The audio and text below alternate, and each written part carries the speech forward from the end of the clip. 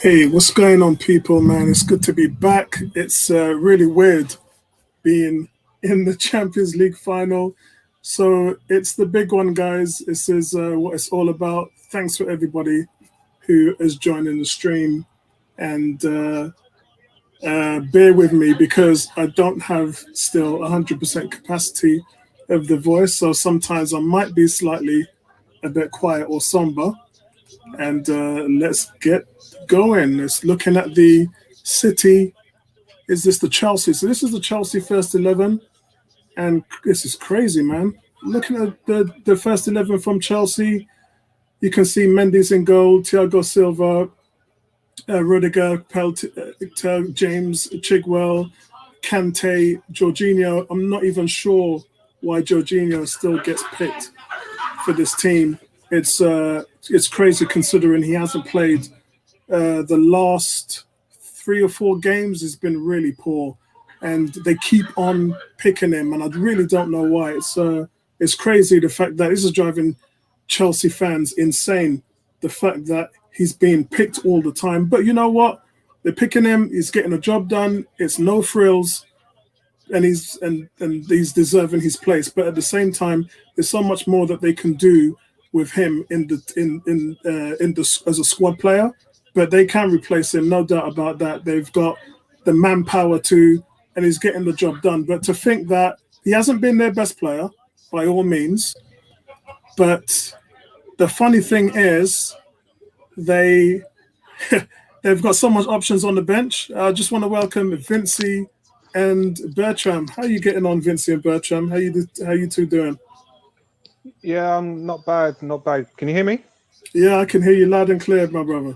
Yeah, good to see you, Apollo, man. Evening, I should say midday, it's just afternoon for Bertram. What's going on?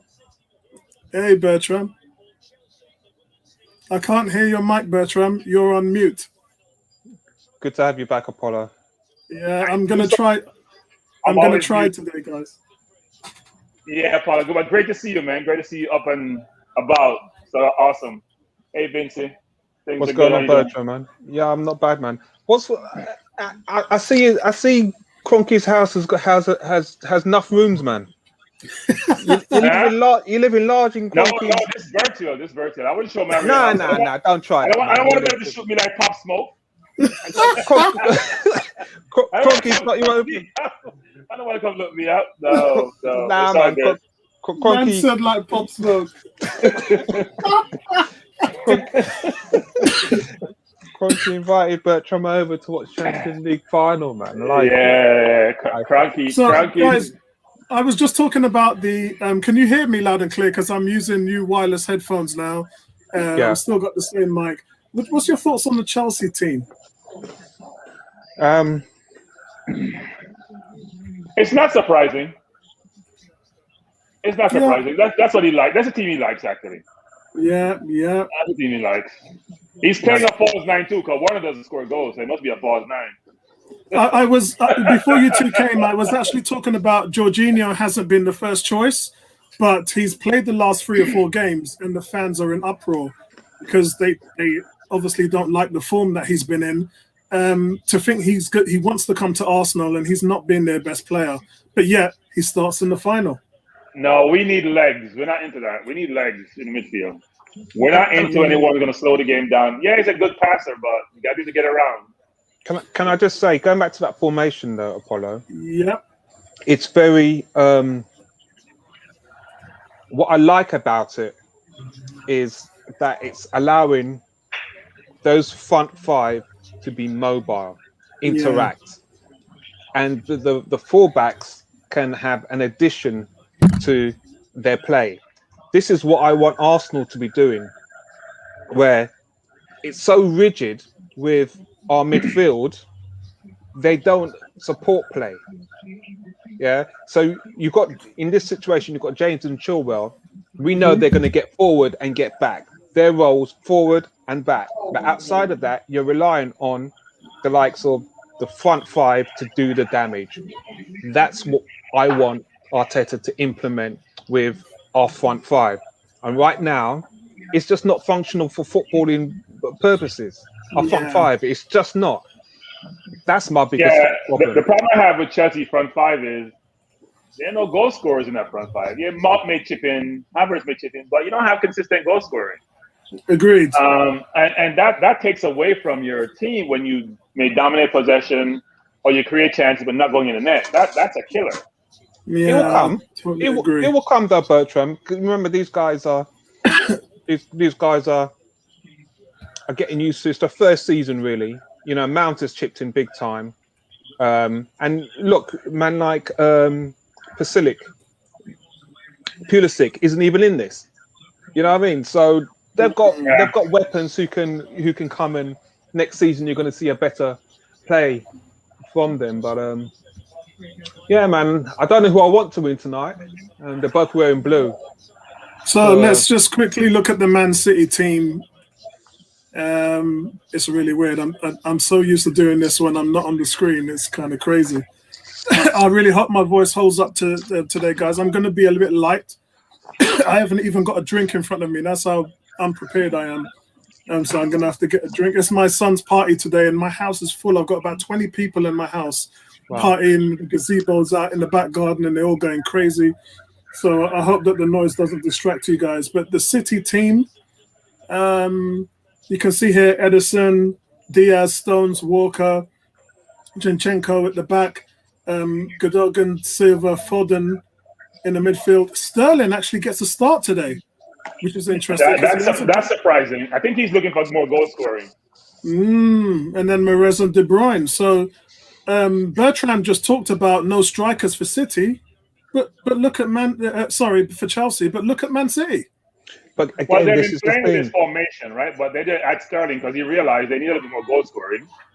So Foden, De Bruyne, Sterling, Gundogan, that's his supposed goal scorers. We'll see if it works out. And Mahrez, actually.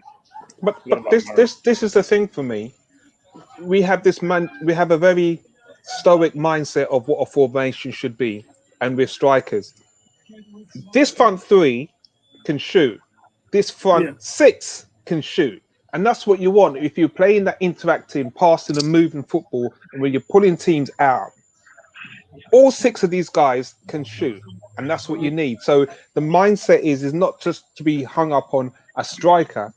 People must be able to shoot. Yeah, I think the thing about striker is that it's more around goal scorers. And these two teams do not have any prolific goal scorer on the field, frankly. Yes, Mahrez will score more than the norm. Sterling was doing that, but hasn't been done it of late. De Bruyne can score, but you don't have that prolific goal scorer like a Kane or a Aguero or a Vardy. You don't have that goal scorer. So you don't have that person you can say, you know what? Guarantee me that I may get one from them in a given game. I think Bertrand, touching on your point, I'm personally not convinced that the false nine of City will work against this back three. The Chelsea fullbacks, they've got good pace to nullify most of the threats that are coming in from behind, probably from Sterling. It'll allow them to push up and play in sort of Chelsea's half in the way that they want to. Remember, Chelsea turned them over last month because City was playing with this formation, and Chelsea was able to nullify it quite easily. So what he did was he put Sterling out wide to create more space, and he can go by his man. Instead of having, who was it normally, like Fernandinho, and play over the defensive, he sort of put a more attacking team on the field, right? There's no Rodrigo, there is no Fernandinho. So he's put a more attacking team on the field to get more penetration. But here's again, the thing is, these both teams, you can't outpossess them with the formation that they have with those players. So whilst you don't have a prolific goal scorer, these two teams should normally be in every single game. They, with the mindset of how they want to control the ball and keep it moving, they should be within each game that they play. Yeah, Vincent, you sound fantastic after that COVID, man. You sound amazing. Bless you, man. It's been a journey, man. This format has helped talking. Yeah. as you well know, the difficulty of the challenges with your breathing and so forth. So once you start to do more of your dailies, you'll start to get that practice back in your delivery. My challenges is my brain injury with the processing of thought, but the speech, I'll take that, man. God is good, man. I hear that, man. You see talking about Apollo? You see what Sterling got behind there? Yeah. I'm just looking at it now. He want to create more opportunities for his team, so he plays Sterling instead of playing a defensive midfielder. Yeah. So Foden's about to take a corner, guys. I'm on 8 minutes. Where are you at? Mine is not showing any time, but I'm a little bit ahead of you. 7:50. Right, I'm on the app. Yeah, I'm me too off the EE phone. Welcome to everybody who's I haven't even said hello to everybody who's watching the stream. Yes, I'm back. I wasn't going to come back until July, if I'm honest. In fact, I'm going to do today's stream, tomorrow's stream, see how I feel. But I'm not going to be full back until July. That's when I'm going to start hopefully doing more consistent content on the channel. Because I'm about 75%. You can hear my voice wheezing out as I'm talking. But I'm on light medication now. I'm actually taking more medication. They just gave me this last week. And that's for my dysphagia. I'm having all sorts of problems with the. If you guys see what I'm talking about, you'll see this. Yeah. Typical of him. Yeah, I see a Route 1 ball and the City's back free to get to deal with it.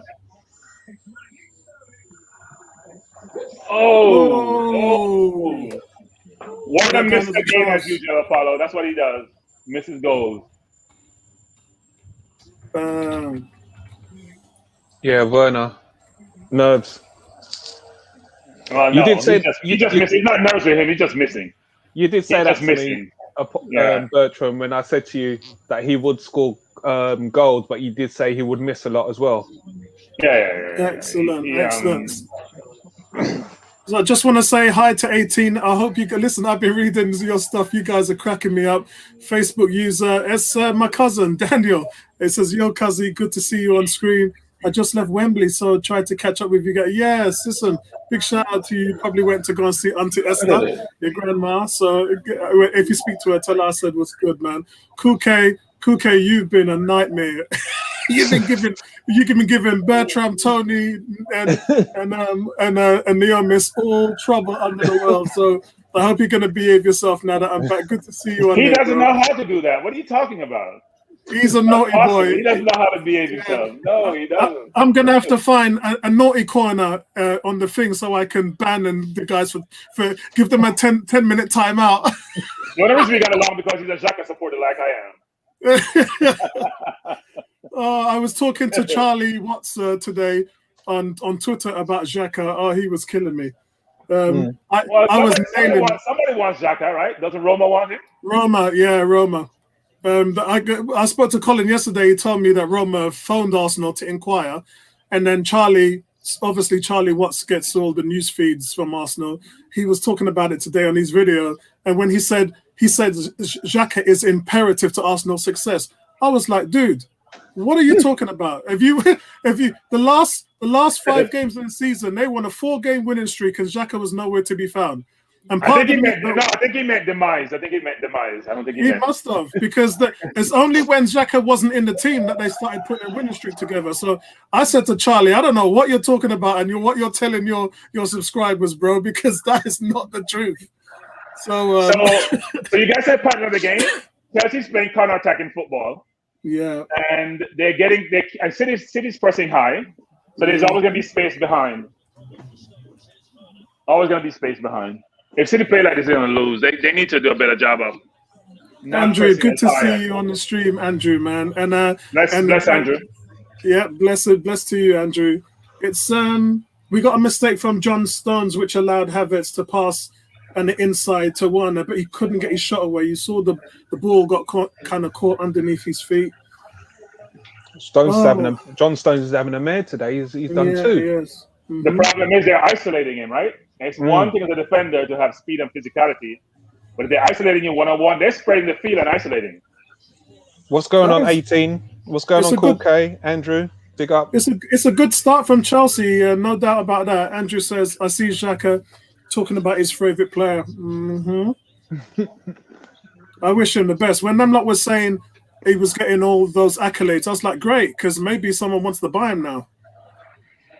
Yeah, good luck to him in the future. As long as it's not with us, then that's fine. We need to rise above where we've been. There's a reason why we finished 8th over the last 2 seasons. We need to improve the spine and the midfield and give Thomas Partey someone who can play alongside. So, Apollo, I've got a question for you. I know you're going to be quite brief with your response, but I may have challenges in making it on time tomorrow.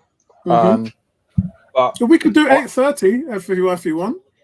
I could put it back till 9. Well, my problem is my wife's got 2 events tomorrow, and we're not sure if we're going to get to the second one.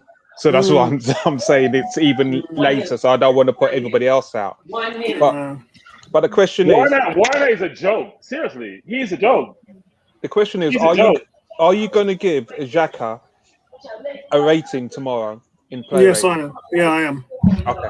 That's all I wanted to know. Whoa! It's a great save there. He's got 2 clicker chances, Apollo. He's got to do better with that. It's a great chance. You got to put it down as a chance. Yeah, 2 great chances. I mean, their City is not playing. That center half pairing is not working for City. They're getting exposed. Well, they don't have that person in the middle to stop the play. That's the problem. But Vincey just told you about John Stones, and we've always said he's a poor man's Rob Holding, and he's a poor man's Rob Holding. Stones he's been struggling. He's struggling. Well, the whole City backline is struggling. Look, the whole backline is struggling. Here's the thing: you've got 6 players who are supposed to be going forward, and Gundogan seems to be outnumbered in midfield. No, so guys, Vincey, the point is playing too far forward. Then it's speed, Vincey. Speed. It is. It's speed, movement. Speed is killing. It's speed and movement. I mean, Chidwell's cross bounces off John Stones, and it just falls to Werner. But Edison gets down really quick. He's got to do better. He needs to take his time. He needs to relax. Take his time. He had time on the ball. He's rushing it. There's no power behind the shot. Yeah, that Werner shot, he knew the ball was going to come back to him, so he just ran ahead of the ball. So he could have taken a better strike if he had a bit more patience. Oh, unlucky De Bruyne. Unlucky. So who do you want to win? Who do you want to win? I want actually City to win. I've gone for City 2-0. I want Chelsea to suffer miserably at finals, losing left, right, and centre. I just, Chelsea, man, come on, seriously, guys. Chelsea, one of our London rivals. Yeah, I want City to win. I think Pep has. We bashed Pep for not winning at Bayern Munich. We bashed him for not winning at City. If he's getting all the accolades from fans alike, saying he's a great manager and all of this, then this is the one he's got to win to prove it. I agree with you that he's got to win it. The problem is Chelsea are experienced in these type of situations, and I think Chelsea would win. I don't want them to win, but I think they would win because it's not easy. Again, there was a question on the forum today about how we lost to Barcelona, and it still hurts. People don't understand. Just because you get to the final, you're still up against a great institution like Barcelona. You know what I mean? Yeah. It's a hard one. Even though we were 10 men, 1-0 up, it's still a great team to beat. So it's a tough one.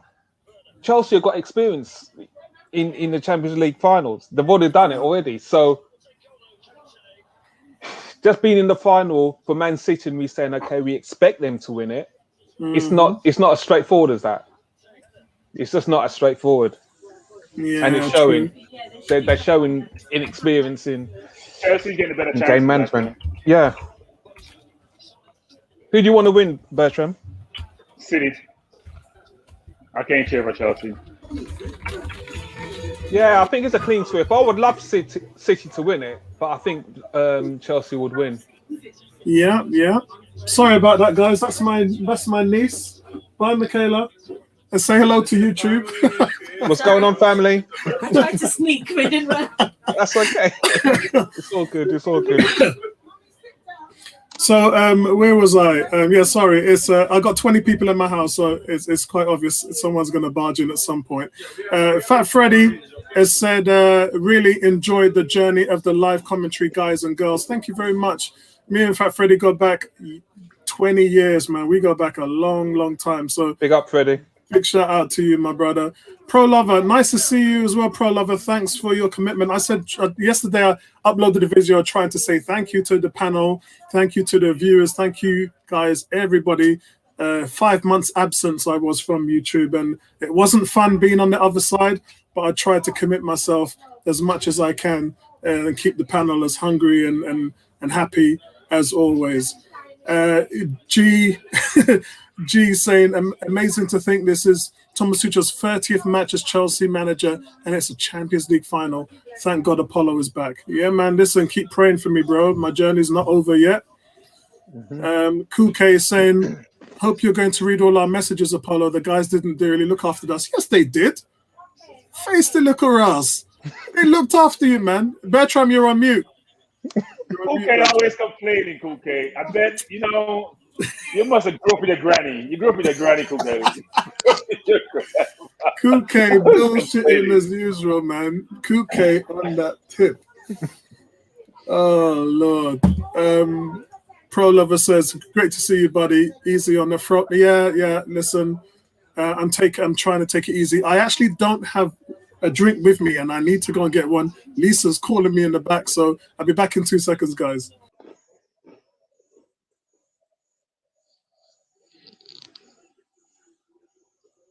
Bertram, you're on mute, bro. Yeah, City not making any penetration. They're not breaking down Chelsea. Chelsea just playing a possum game, which is I stay deep, I close it in, and then when I get it, I attack. And this is the thing, you've got to, in those situations with that formation, it's not about the tick-attack and get the ball on in those dangerous areas where the players can run onto it and exploit the formation that you're playing against. Yeah, the problem is City presses real high up to halfway line. Chelsea doesn't go that far up. So you don't get enough space behind when you play against Chelsea, even though they're pressing. They have a very smart press on. They're making bad passes from Chenko.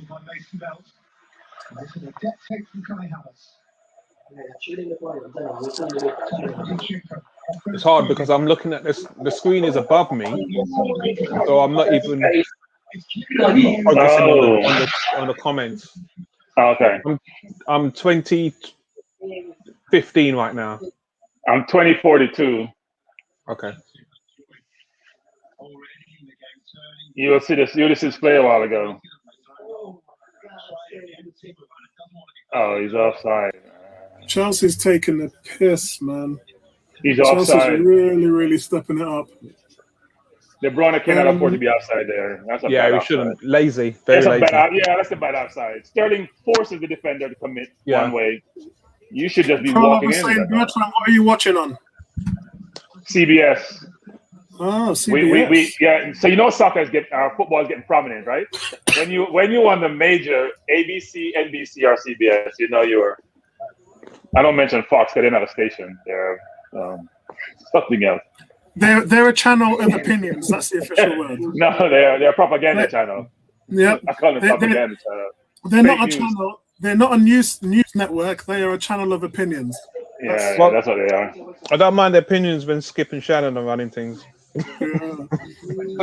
Listen, we're not even going to talk about that Republican vote in the Senate. Let's move on from that. Wow. Pro Lover's asking me if I'm 100%. I'm about 75%, mate. You're going to get quite a few quiet periods from me today and maybe tomorrow.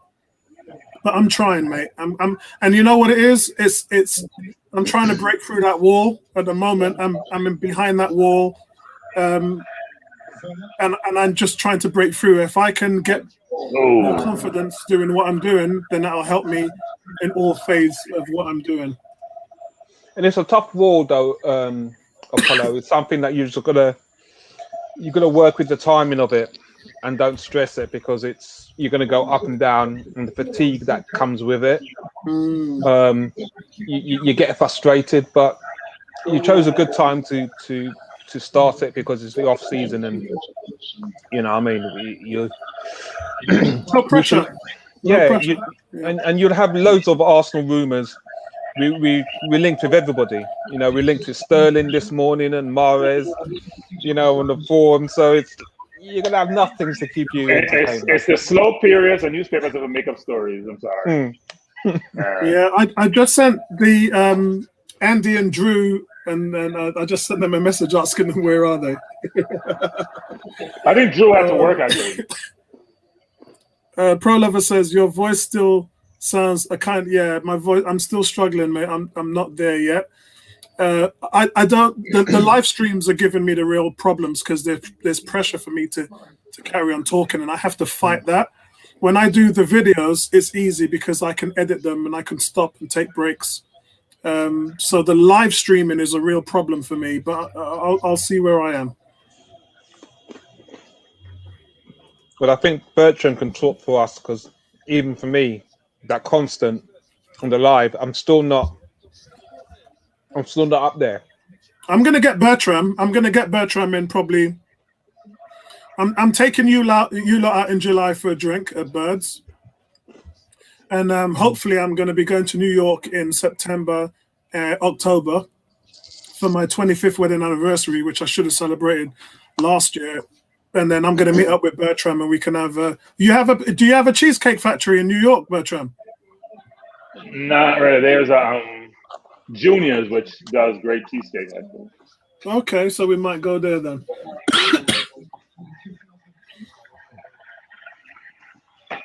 City's not been as dominant as I expected them to be. Mate, Chelsea's had the rub of the green right now. Guys, you know what I've been doing? The basketball's been keeping me up, man. Me too. It's been keeping me up. Me too. The games are brilliant. Yeah, we were awful last night. Yeah, I was. Our so-called stars have been missing in action. Yeah, awful. No. Hold on a second, Vincey. Are you a Knicks fan? I'm a Knicks fan. Yeah. Oh Jesus Christ! I'm a Knicks fan. Yeah. Beyond awful. Beyond awful. Yeah, I watch. It's beyond awful. Yeah. But the thing is, Apollo, I like right now. I mean, I'm a Knicks fan, but I'm still rooting for family. Obviously, with New York, I loved Larry Bird. Yeah. So the rivalry between Boston and the Lakers. You know, I mean, I like the Lakers to win now because of LeBron. But back in the day, I loved Bird. But it was easy for me to appreciate players from different teams, like Isaiah Thomas. Loved him. I mean, I've got to be honest with you, man. I mean, Randall played okay yesterday. No, Derrick Rose. What are you talking about? What are you talking about, Paul? He was up. He was probably his worst game. Yeah, but bro, 15 from the field, and Barrett was 2 of 9. Bertram, I'll say it again. I said he played okay. No. I said he played okay. He got 11 rebounds, 14 points. He did okay. If okay is 0 on a score of 1 to 10, then he played okay. Yeah, I think then I would say 4 or 5 out of 10. Okay, not enough to win in the playoffs. In the playoffs, man. You got to bring something real. I mean, Derrick Rose came in with 30 points. RJ Barrett was an embarrassment. He's been the guy I've been talking about all season. You know, he ain't lived up to his billing. I don't know what they're gonna do with him. I don't know. Andrew, he lacks the ability scoring. That was it. He doesn't know where the goal is. You know, when you're in college, they don't really get in your face. But you know, to be a spot-up shooter, you got to get a quick release. You got to let that ball go quickly. And for me, he needs to work on that release, man. That's a brilliant touch by Sterling. And a brilliant ball. Wow. I was a bit shocked about the Dallas game. That's the one I wanted to stay up and watch. Oh, Dallas! I mean, the Clippers won last night, but Dallas, they can't guard Doncic. They can't guard him. It's like, you know, people were talking about Memphis beating Utah. And I said to them guys, no, you don't understand. Look, I'm going to say what Stephen A. Smith says. Game 1 only starts when Donovan Mitchell's there. Yeah? That is they scored 141 points against these guys. When your best star, Jay Morant, scores 47 career high and you lose, that's a problem. Yeah. Because he ain't going to do that every game. So, Donovan Mitchell, man, that is standard. But the Suns and Lakers, that's the game I'm enjoying the most. That's the big one. Lakers, man. Woo. The big man they there. have the 2 big stars, right? Yeah, they're playing it. When they're healthy, they're hard to beat. Yeah. But that's it. LeBron's not healthy. It's AD that's killing them right now. LeBron's just being a facilitator. Yeah. Wow, look at this. Bertram, you like that. Look at that, Bertram. That's my son's birthday cake. It's huge. Oh. Nice. They make sure they give Daddy some cake. I'm going to start eating it. And the Nets lost last night. Yeah, they were doing well at one point. Jason scored 50. Yeah, in the Garden. Yeah. How did I miss that? Yeah, they're gonna win the series though. They have too much scorers for Boston. Next game Sunday night, I think it is. Yeah. No, we're gonna lose Atlanta. If our two scorers, Barrett and the other boy can't score, then it doesn't make sense we play. Right? If Randall and Barrett can't score, we might as well go home. G said Chelsea are one of the very few teams who are prepared to go toe to toe with City. You have to respect that. Yeah, and you've got to be mobile. You've got to be mobile. We don't. We succumb to that. Yeah. Norwich can go toe to toe with City. We won't be able to. Norwich actually beat City. Remember they beat them 3-2? Oh. Buendia was man of the match. Remember that? Yeah. Max Aaron's just destroyed Raheem Sterling. No! That was close. That was very close. That was very Drew close. is leaving messages. Let me answer Drew.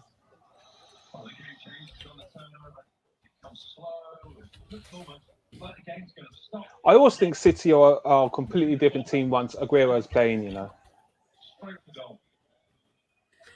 Very smart striker. Drew's leaving messages in the chat bullshitting. No, he says working. He says at work he won't make it. I know. I'm just pulling his chain.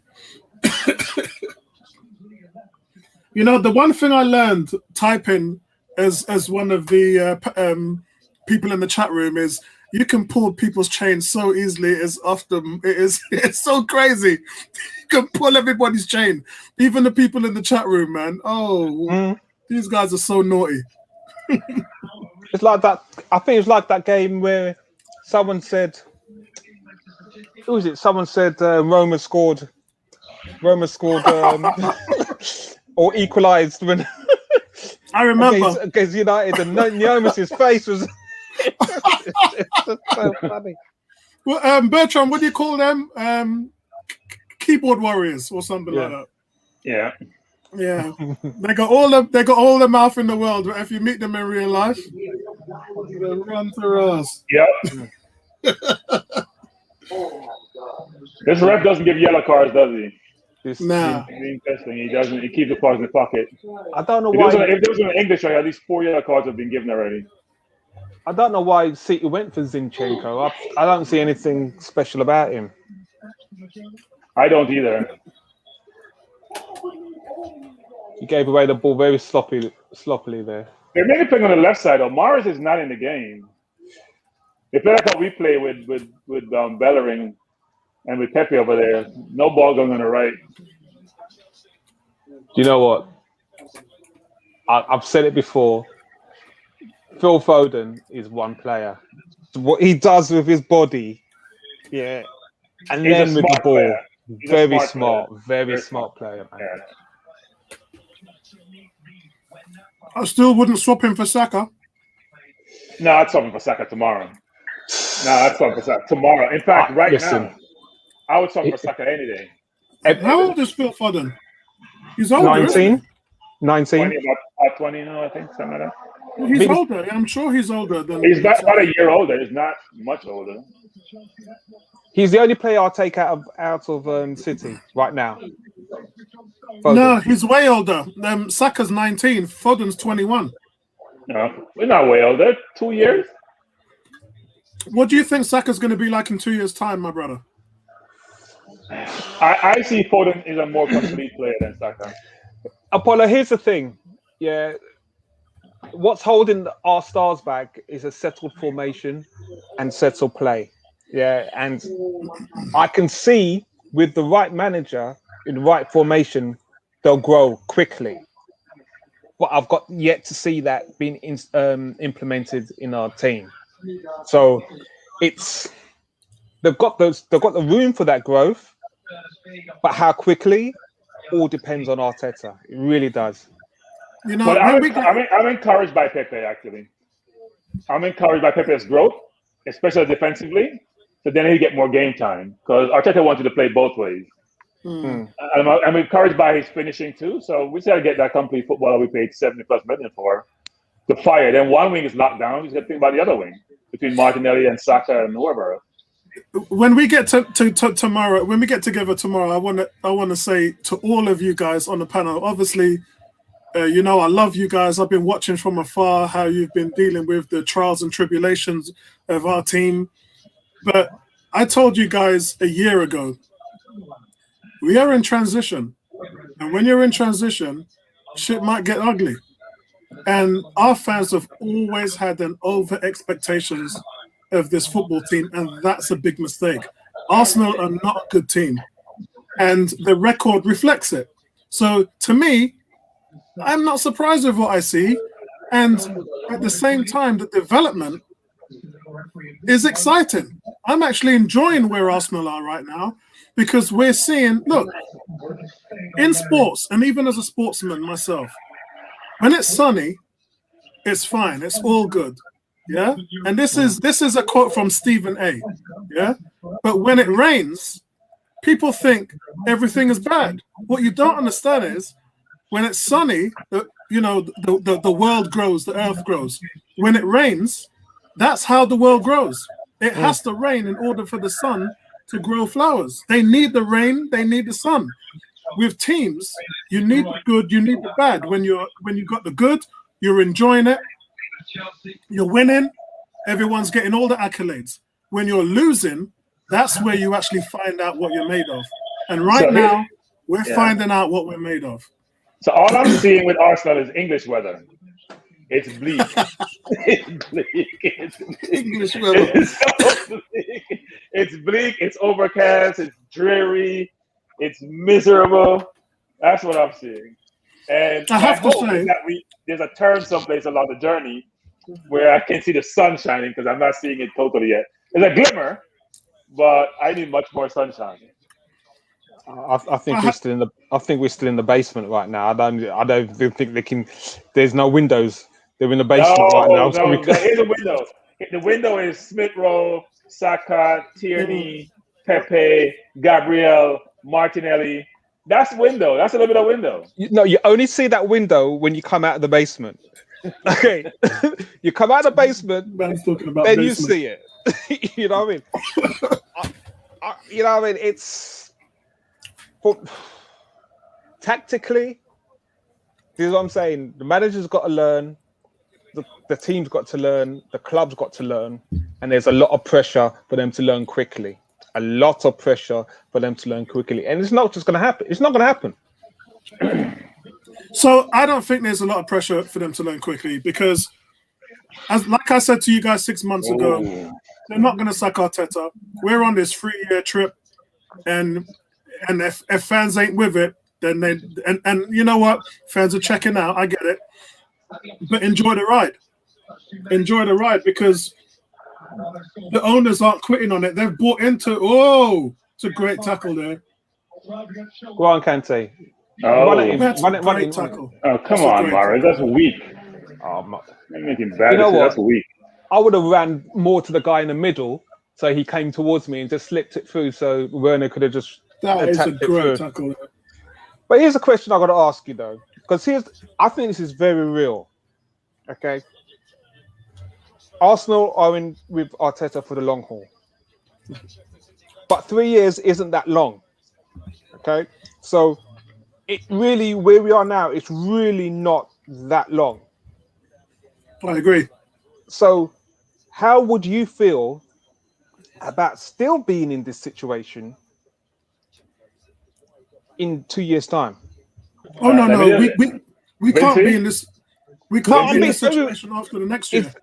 So Okay, Vincey, you the say you slowest can't. period of time, the slowest period in the history of the world is right now. That's the slowest period. Today's the slowest period.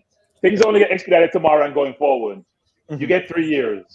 Bye. If you don't get fixed in 3 years, you're gone. You can't get more than 3 years. Okay, 3 years is what you get. but here's the thing. 100%. Here's the thing. 3 years can be very realistic that we're still in this same stage of Arteta not taking this club and this team forward enough. How would that then look? And how we then move forward? Because again, what I'm saying is we expect fans have been spoiled over the years.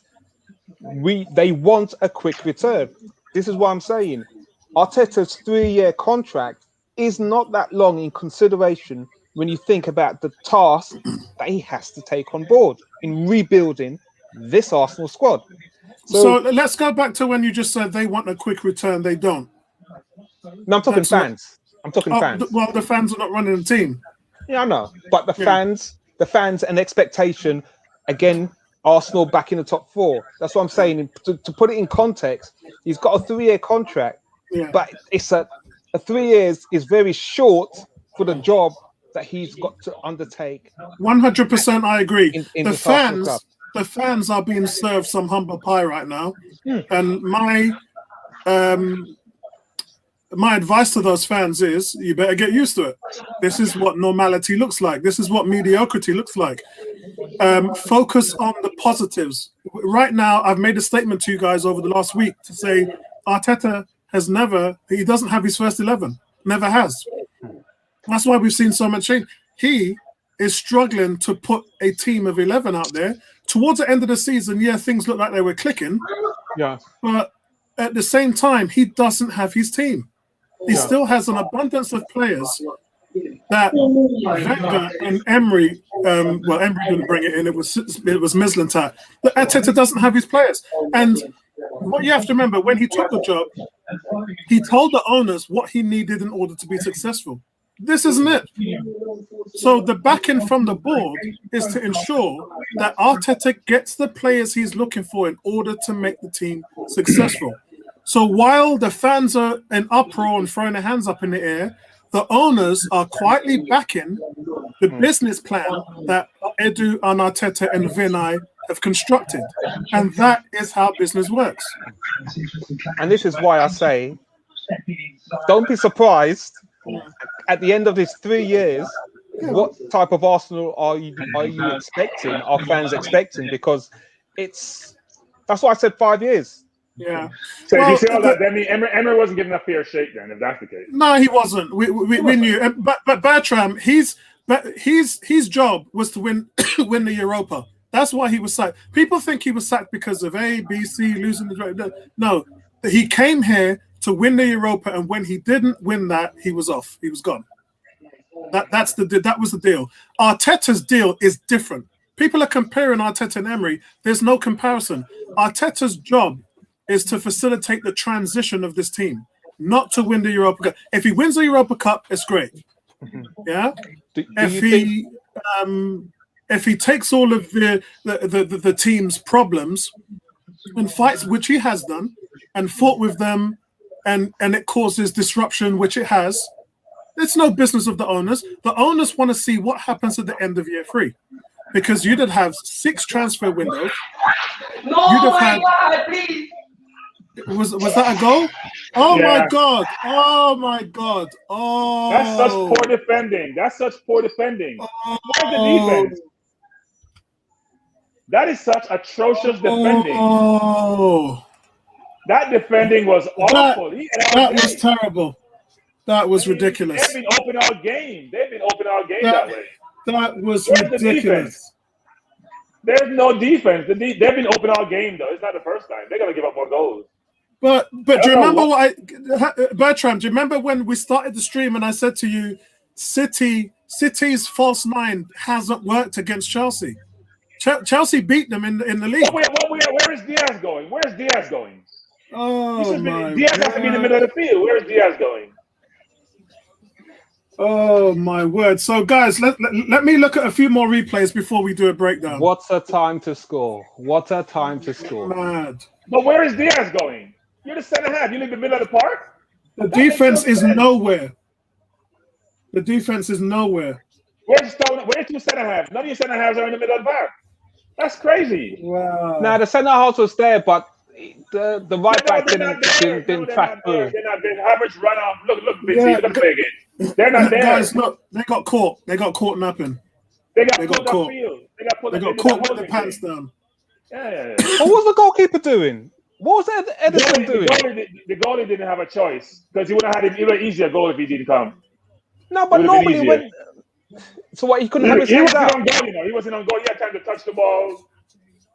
No, I'm saying from a goalkeeper perspective, you're coming out. Yeah, you either try and get the ball with your feet, but if you look, he didn't even have his hands out.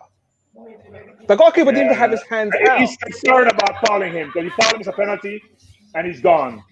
Okay, so guys, let's break that down. So Havertz scores the goal, and look, he's Chelsea's most expensive signing. Diaz is gone. Look, Diaz and Stone are on the same side. Yeah, they are.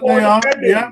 But no, listen, Bertram, give the credit to Mason Mount. Mount saw them on their back foot, and he slipped that ball through. And look, gotta give credit to the guy who gets the assist. No, he's been out-coached. He's been leaking all game, Apollo. They've been leaking all game. Has. But that is Man City style, though, isn't it? That possession in your half football that they're renowned for. If you play a quality team that can get you on the break, this is why Arsenal miss David Luiz, because Luiz is a man who can catch you on your back foot. Yeah, we don't have that.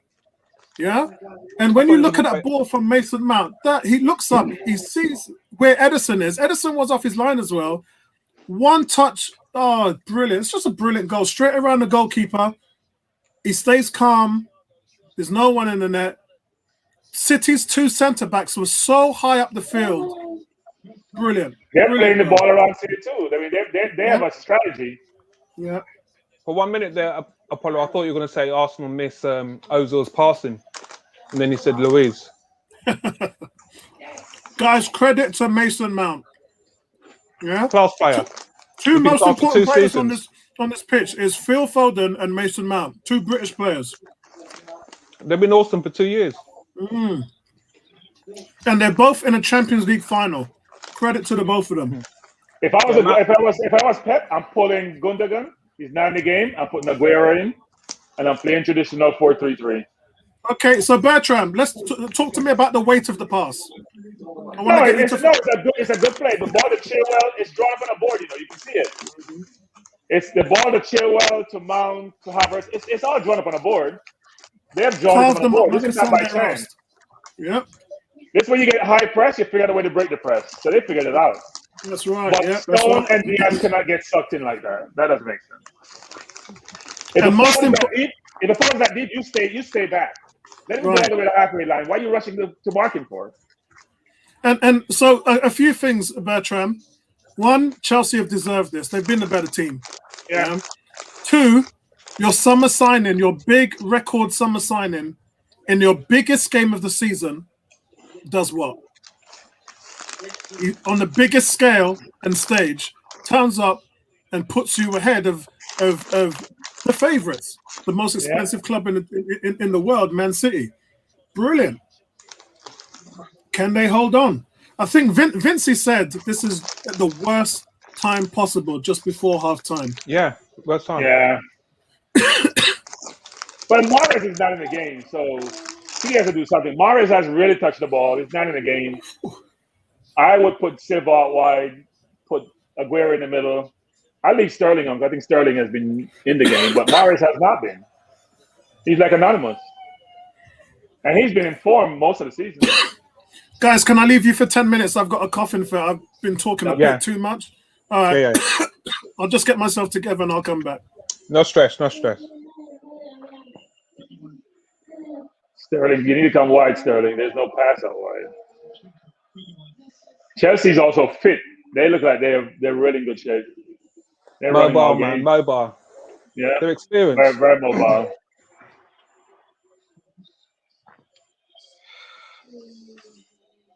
Game is not over, though.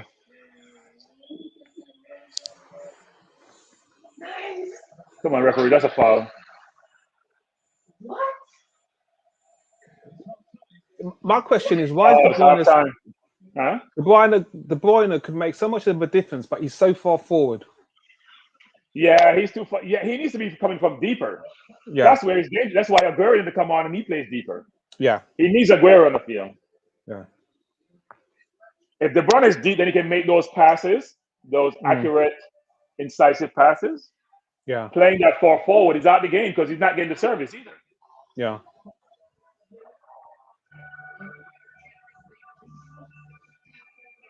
Well, that 45 minutes went quick. Yeah, very much so.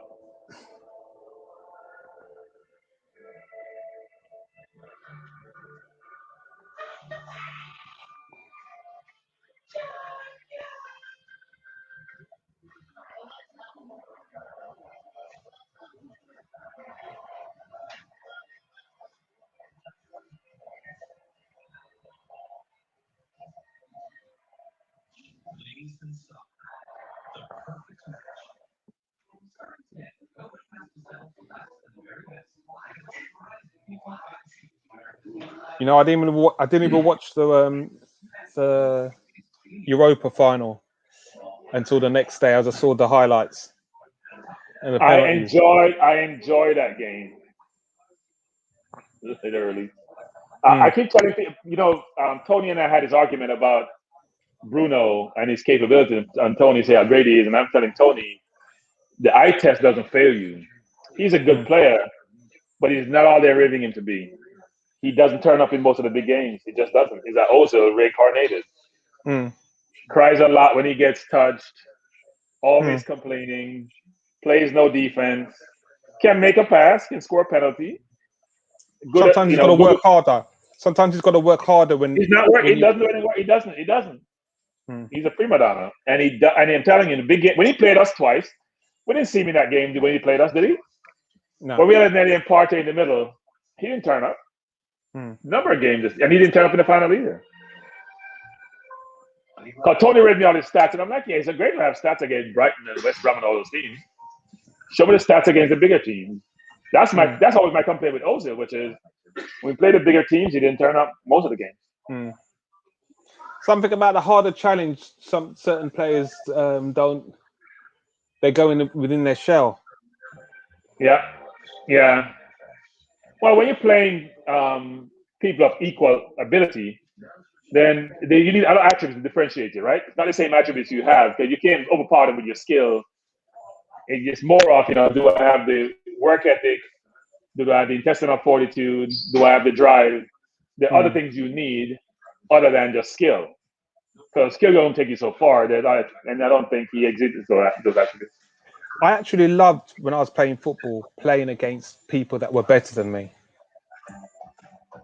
Why? Yeah. Because I had to raise my game to see how far I could and how much better I could be. So if I was in a team of players who were below me in ability, I needed them to be at the same ability or more for me to feel that I had to improve my game and not let the team down. And it's and everything that you just said there, you can go up against teams that will kick you and so forth, but then you've got to last the distance. You know what I mean? The ref can't always come to your aid in situations, and it does make a player out of you, adversity. Yeah, I was watching some Man City highlights last night from the olden days. And I can tell you, the game has gotten much softer. I can tell you, there used to be some crunching tackles in those days. Crunching tackles. Yeah. What you call red today was a normal tackle. like crunching. Ball, man, everything off the field. Yeah. And the commentator would say, yeah, that he cleaned him up or something of that nature.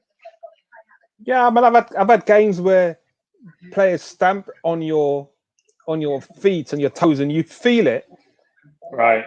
and the ref's not giving you nothing, but you've still got to continue with the game. You know, Yeah. and it's.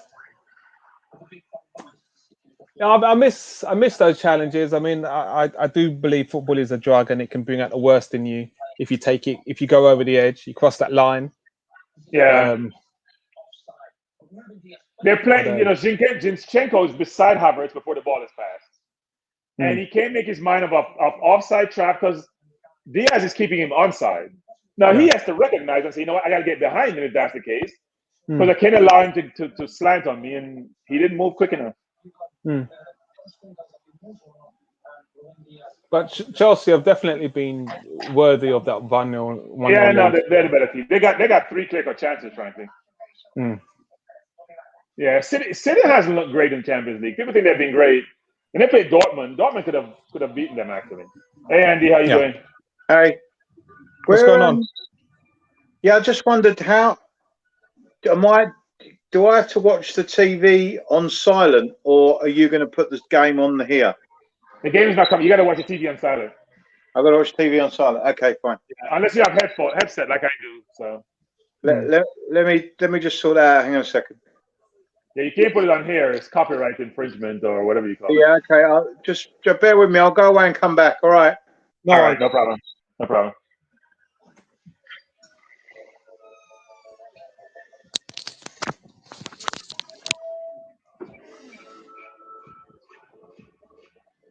Yeah. No, Chelsea has been the best. Yeah, City hasn't. It hasn't been their best Champions League, I don't think, even though they're in the final. A big plate of food. Let's see what Pep. Wow, you getting ready to munch down.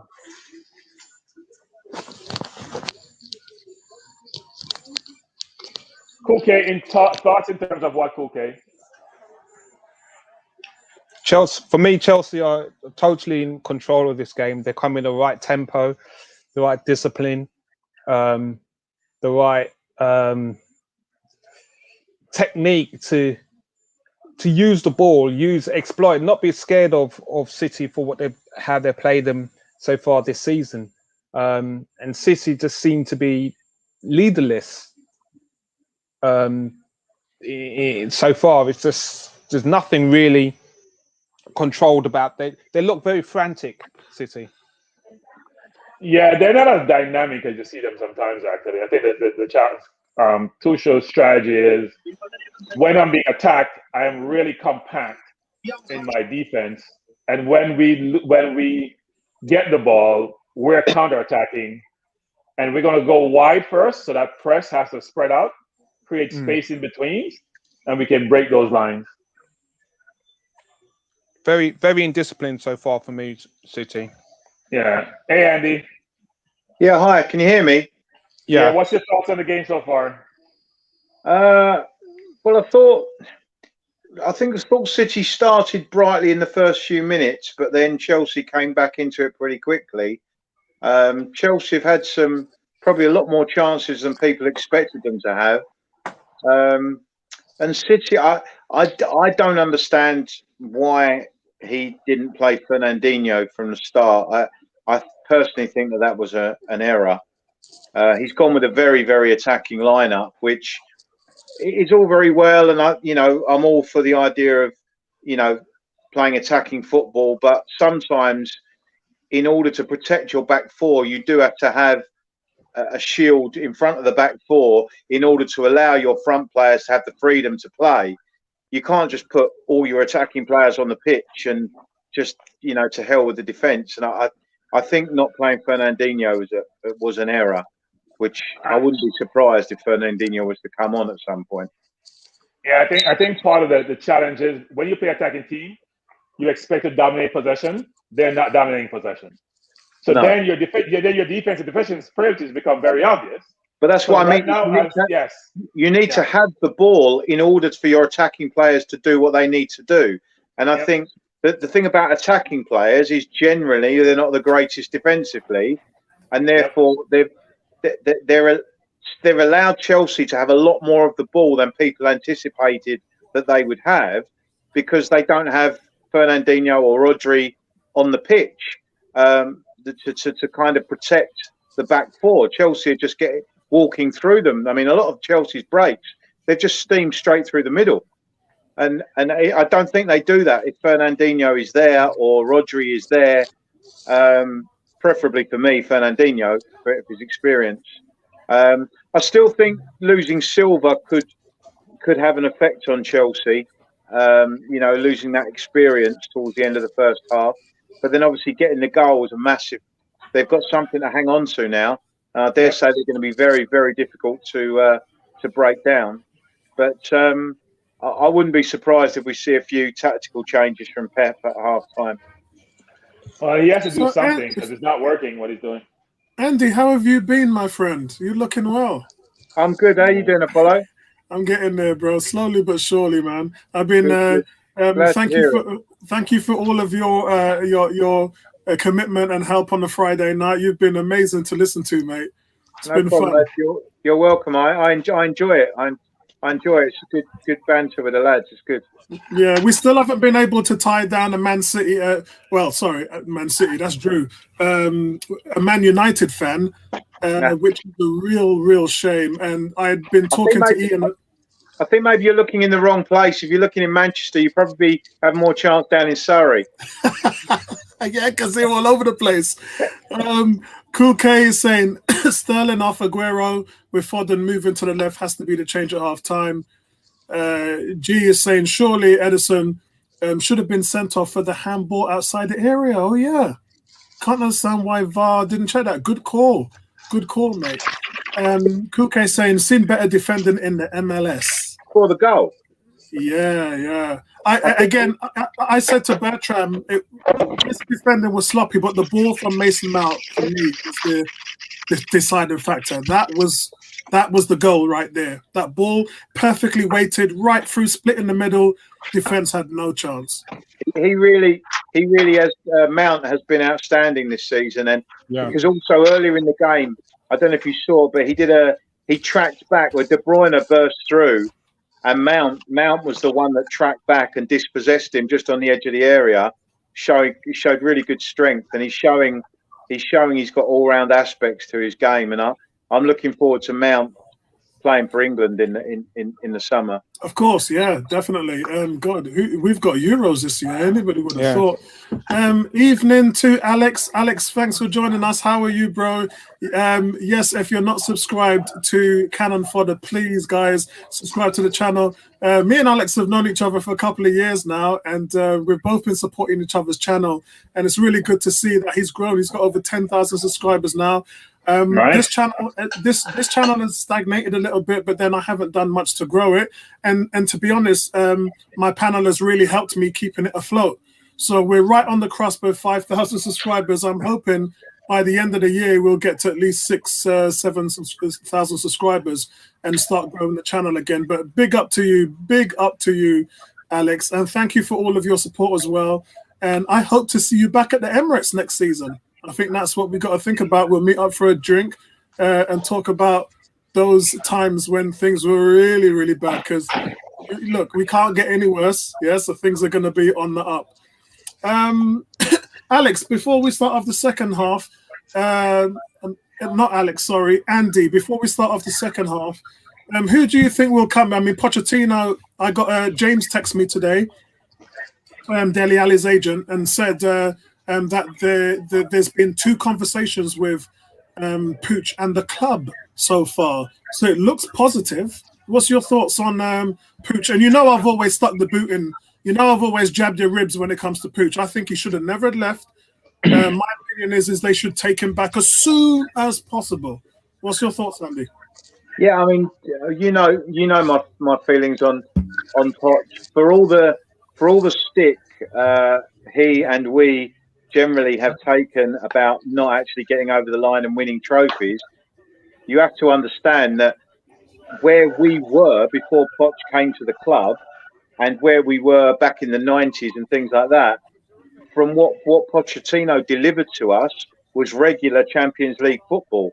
And as our Arsenal fans know all too well, be careful what you wish for when you wanted Wenger out, because he put you in the Champions League for 20 years straight.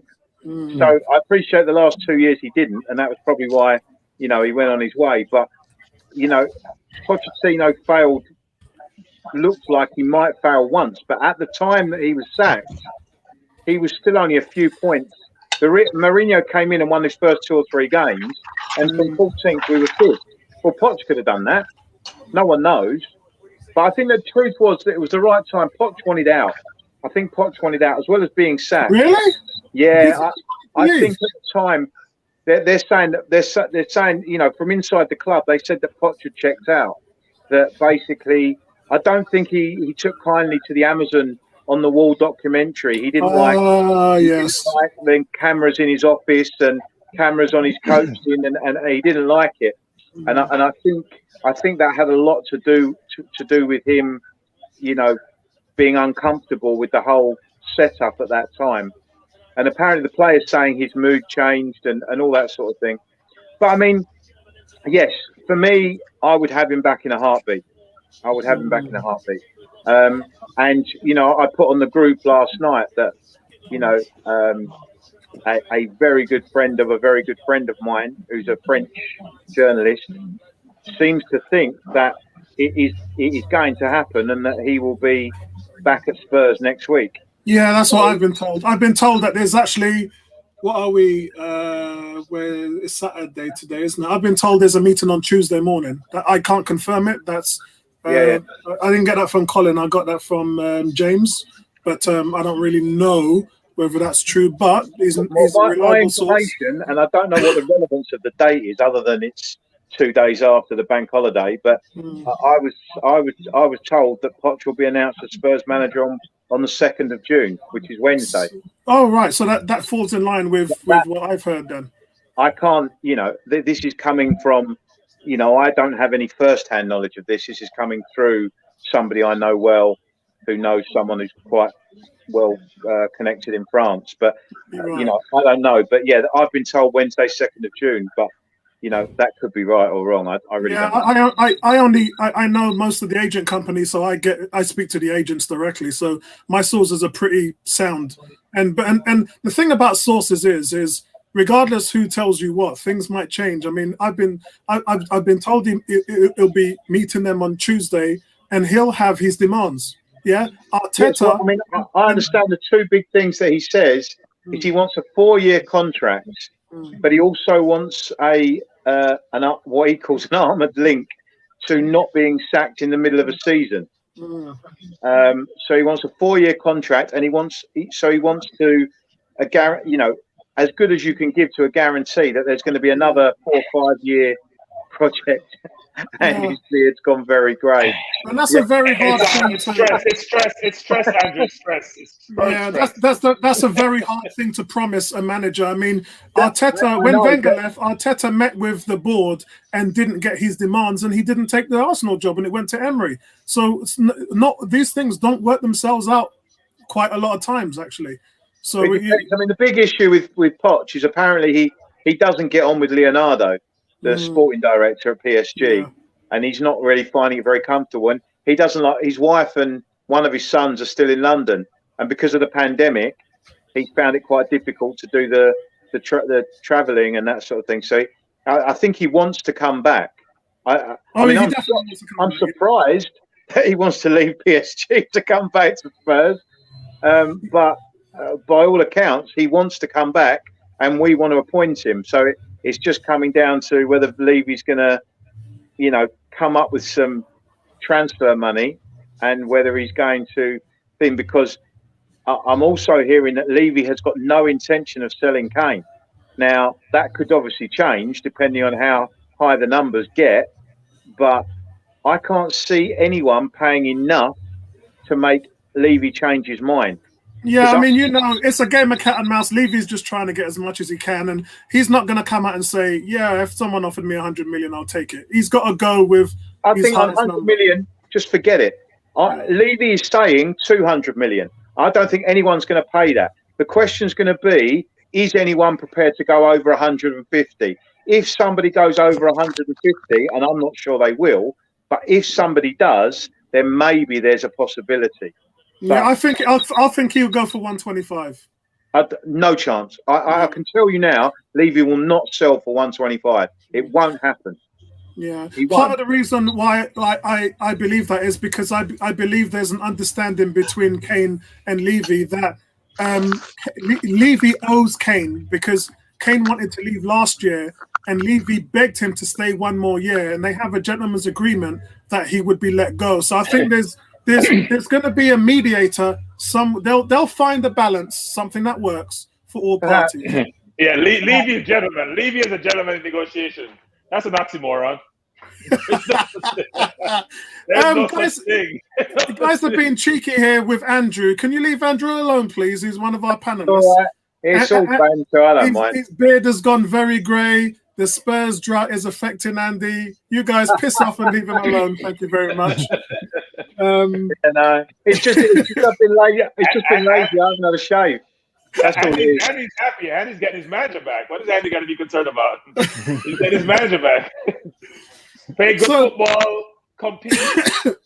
What Levy could do to help Kane would to whether that's going to affect Kane. I mean, my view is that I don't think Pochettino coming back would. I mean, there are people who are saying that one of the reasons he wants to bring Pochettino back is that Pochettino can help persuade Kane to stay. That might be true, but my gut feeling is that Kane has made his decision that he wants to go, and I'm not sure that just bringing back Pochettino would change his mind.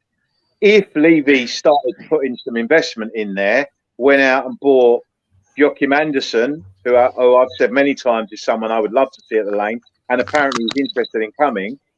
If we got him, and then maybe Levy went out and splashed out on another centre half, maybe Skriniar or someone, and then maybe bought in a Max Aarons or Zeki Selic or someone like that, although I think Selic might have signed elsewhere now, then maybe he could be convinced. But we need defensive reinforcements. How do you think Doherty played last season? He was poor, generally. He picked up was last a big couple of buy games. for you. He wasn't too bad last couple of games, but he didn't really get a regular run in the team. But he was generally poor when he played.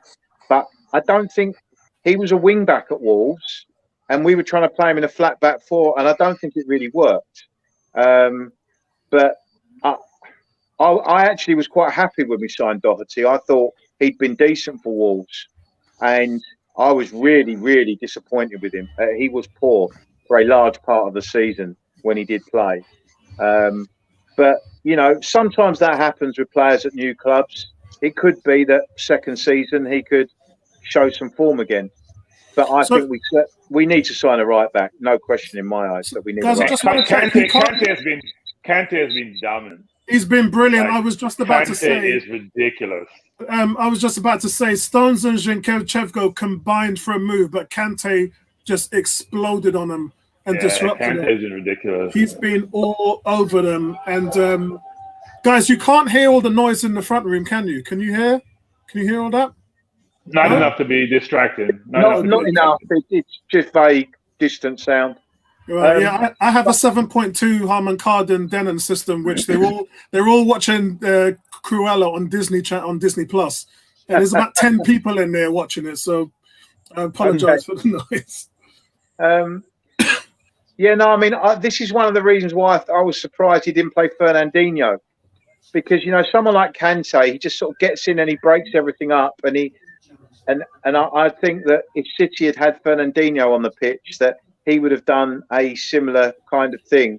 I think Chelsea have gone through City too easily without their protection in front of the back four. But I mean, who am I to tell Guardiola what to do? They'll probably score 3 goals in the last 20 minutes and win 3-1. You know, well, not really, Andy, because remember, I said to Bertram and Vincey, I said, let's not forget, Chelsea have beaten City on a couple of occasions this season. Yeah, and the reason why both times City made lots and lots of changes. It wasn't their best team, was it? But I was coming to that. Pep's getting what he's deserved because he's tinkering around again.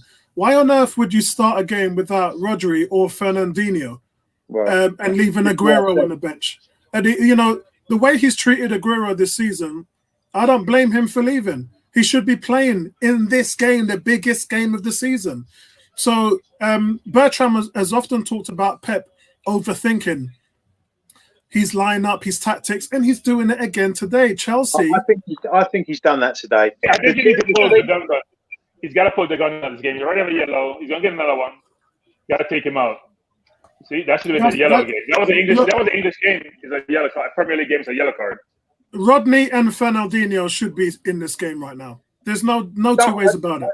I don't necessarily think they should both be there, but certainly one of them. One. Fernandinho probably should play. Yeah, that would be my choice. But yeah. Yeah, he can make a 20-yard, 30-yard pass. He's also very smart with how he fouls to break up the play. Andrew's left the question for Andy. Why would Kane go to Man U? Yeah, no. The thing is, what I don't understand is why would Kane go to Manchester United? There's no guarantee of winning any trophies at Manchester United. I don't think Man United are that much better than Spurs. And you can laugh if you really want to laugh. But there's not laughing. They finished second. I honestly don't think Man United are that much better than Spurs. I don't think there's a big gap between Man United and Spurs. Spurs did go to Old Trafford and win 6-1 earlier this season. Yeah. Let's not forget. And I know United came back and won 3-1 at our place later in the season. But I don't think there's a big gap between United and Spurs. I don't think there's a. But I think the three teams that have the best squads are Manchester City, Liverpool, and Chelsea. They have the three strongest squads. Yeah, I think Manchester City. Man United, I think, have punched above their weight to get second, but they got found out in the Europa League final. They did, yeah. But they haven't had a striker for 2 years. They got a 30. How old is Cavani? 34 or 35? He's 34, I think, but he'll be 35 fairly soon. I mean that was a desperate move. They need Kane badly. They haven't had a striker for 2 seasons. But if I was Kane, I wouldn't leave Spurs to go to Manchester United. I would leave Spurs. I wouldn't, but Kane might leave Spurs to go to Manchester City. That I can understand because you're pretty much walking to a team who've won. Well, they've won 8 of the last 12 domestic trophies. I've got 3 words for you, which is actually 2 words and 3 syllables. Robin van Persie. Man United knew that they had their team and all they needed was a striker. They got Van Persie in and it took him over the line. That's how I think the move would work with Harry Kane. I think the difference is Man United had a good defence at that time. I don't think, and they also had Alex Ferguson as manager. Yeah. Now, yes, if Alex Ferguson was the manager, that might give you. But I've been saying for 2 years, United will win nothing with Solskjaer. And everyone said, oh, you're going to get proved wrong. You're going to get proved wrong. We're going to win the Europa League. Da, da, da. And I said, all right, let's see. And Solskjaer was found wanting in that final, in my opinion. Not only the players, because they've got to take blame as well, but Solskjaer made several decisions, could have made several. I mean, why did he leave it till the middle of extra time before he made a substitution? Yeah, that was a dumb move. That was a dumb move. He clearly doesn't trust the guys that were on the bench. So if I was Kane, I would not go to Man United. De Bruyne may be out of this game now. Yeah, guys, Kevin De Bruyne is holding his head down after a collision with Rudiger. Yeah. The medics are out. It was a clash of heads. It's a deliberate block, actually. It's a deliberate block. Yeah. He's been booked. He's got a yellow for it. But that's not healthy at all. That's not good. He's been down for quite a while. And he had De Bruyne has done very little in this game. Yeah, the team was wrong. Look, now I'm thinking about it. Rodri would have been the man that I would have brought on because I think the pace of the game is too much for Fernandinho. He got exposed in the semi-final by Mount and Kante, and I don't think this is the type of game Fernandinho would be able to excel in. Look, that City's making a substitution now. I think Jesus is coming on. Bertram, are you all right? You're freezing up on our screen here. I think he's in shock the fact that I'm not sure what's happening. Jesus is coming on. I thought it was you guys freezing, not me. Let me try to revisit. I don't know. No, My you internet look is messed okay up. now, mate. You look, guys. You have to remember, StreamYard works on a internet service, so it doesn't work on the quality of your PC or laptop. So their algorithms will take care of any jumps that we have on the stream. I think that's what's just happened to you. I think De Bruyne may be out, actually. Yeah. Oh God, I think he's out. Oh yeah, he's gone. Yeah, De Bruyne's coming off. Oh dear. The eye's gonna swell up big time. Yeah. Already Yeah, started. I think Rudiger has those glasses on, right? He has those glasses on. He probably ran into that. He doesn't want to come off, but I think they made the decision. Yeah, but he doesn't look completely in control of his senses. He looks to me like he's a little bit disorientated. Why are they bringing on Jesus? Legs. I guess he's looking for goals. Legs. But his midfielder's getting overrun. Legs. Is Man City prepared to make the answer to that question? Is yes. Yes. I think the answer is yes. Handball. Oh no, he said no. No. Guys, when you had your show last week, I told you that Kane wouldn't have made the statement that he was leaving. Is there BR in the final? Is there BR in the final? Yeah, there should be. Handball. Ooh. Handball. I'm telling you now, that's handball. I think that was it's upper handball. shoulder. It's upper shoulder. They're checking, but it's upper shoulder. The question I'm going to ask is, how long do you think Solskjaer stays at United? I hear he's getting a 3-year contract. Is he getting a 3-year extension? No, he'll be there for next season, and then they'll work it out after that. He's shown enough promise. You finished second in the Premier League. That's no that's no joke. Yeah, that's an achievement in itself. You give him more time. You get to the final of the Europa. You're second in the Premier League. I think that warrants easily some more time, and not just some more time, but some investment as well. That's important. You don't really want to give a manager who you think is going to fail more money to spend, and I think he's going to get fully backed in the market this summer. Well, they're talking about offering him a new 3-year contract. So I mean, but I'm staggered that they are. I mean, yeah. I find it bizarre that they're pursuing with Solskjaer. But okay, I mean that's their choice. But I don't. I'm surprised at Man United that they're not going all out for a handball bigger manager. I said to you guys at the beginning of the season, the first two casualties will be Frank Lampard and Solskjaer. And to Solskjaer's defense, he's finished second. He's improved the team, but Lampard was a no-brainer. Well, I'm not completely sure that they have. I still think United have got a problem in defence. Yes. So now Chelsea going to put on Pulisic. That makes it even more interesting.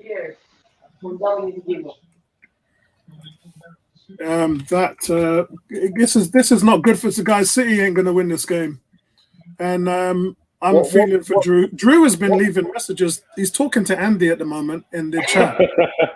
He's not Drew's on pins and needles. We can't help Drew. He's not in a good mood at the moment. Fiona, my baby Fiona. Fee, how you doing, darling? Fee says, "Hey Apollo, good to see you back and sounding strong." Yes, I'm sounding stronger. I'm only 75% there at the moment. I had to take a 15-minute break at halftime because my chest was failing me. But I'm holding up. I'm giving it a try. It's good to see you on the stream, and thanks for supporting the channel as always. Fiona says, "Hey Tony, hey Bertram." Hello, Fiona. Hey, what's going on, Fiona? How you doing? How you doing? We missed our link up, man. We missed the link ups. Well, we're gonna have to do something towards the end of the year when we know a lot of people are vaccinated and safe. But we'll get together in July, the panel, and then we'll have a drink. That would be fun. If we can meet up at Bird, then that'll be fun. I might move the location. It really depends on where London is at the moment, but Bird seems to be fine.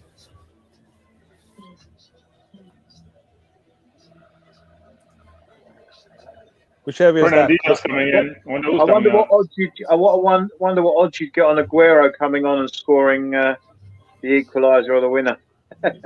This ridiculous. Him, why are you not playing your talisman in the Champions League final? So Fernandinho's coming on, replacing Silva. Didn't I just tell you that he's the wrong choice? What is going on there? Fernandinho, if you look back at the games where Chelsea beat them, who was the one that was horribly exposed? It was Fernandinho.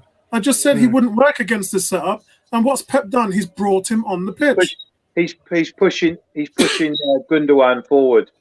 Yeah, that's what he wants to do. That's what he's doing.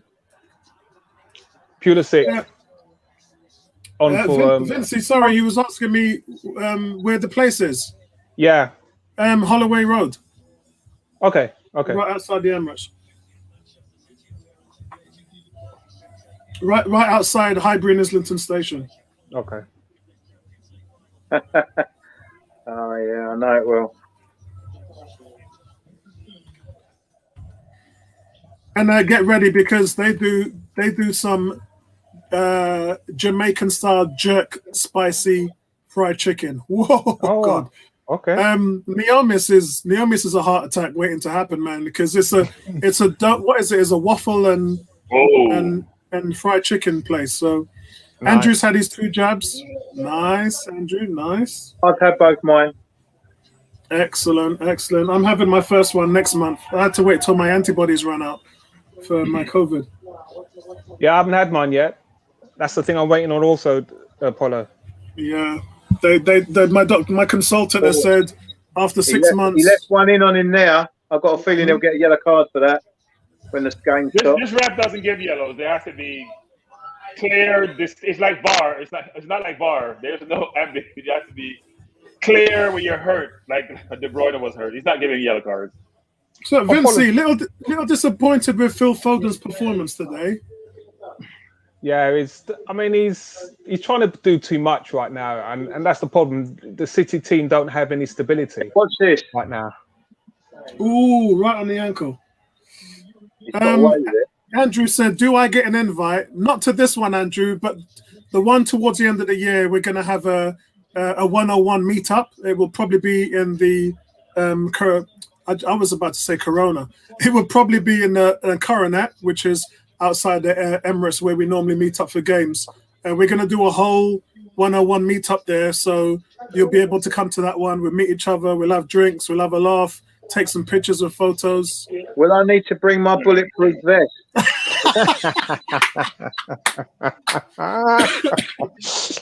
Last time we met up, Bertram was with us in Liverpool Street. Really good to meet Bertram, man. Nah, you'll be right, Andy. We're all family, man. You'll be fun. You'll be good, bro. Hey, Andy, it's time your team returned to its natural habitat. You've been ahead of us for the last 5 years. You need to reverse that. What's that? Why don't your team return to yours? I'll come and meet you in Woolwich. We're trying to. That's why we're trying to get back in the back 4, in the top 4 where we belong.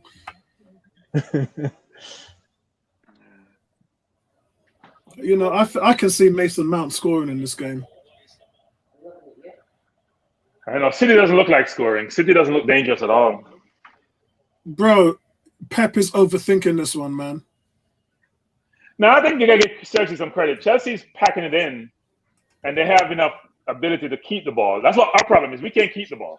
Well, what I said to Drew earlier was I thought City would be fine as long as they didn't concede first. But they have conceded first. So, you know, I think they've got a problem because the one thing Chelsea can do is defend. And now they've got something to hang on to. City are finding it difficult. Yeah, City are looking desperate right now. Very desperate. The game's going away from them. G is saying... we need more pace than that. Come on, Marin. Sorry, guys. Sorry.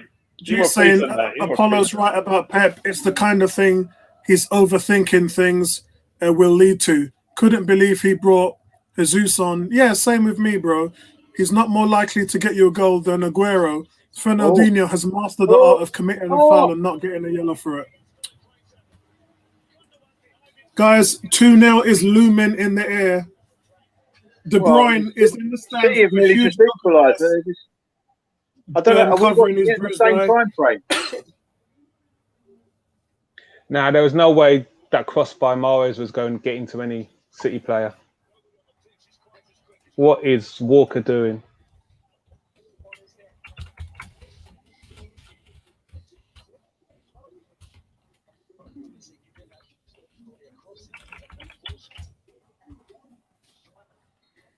Andrew saying, Andy, have a shave. No one will recognize you. Mad. Yeah, I will. Andy's not easy. Kuke, Apollo, will you be doing Euro 2021 games? I will have to talk to my panel about that because I'm not going to be officially back until July.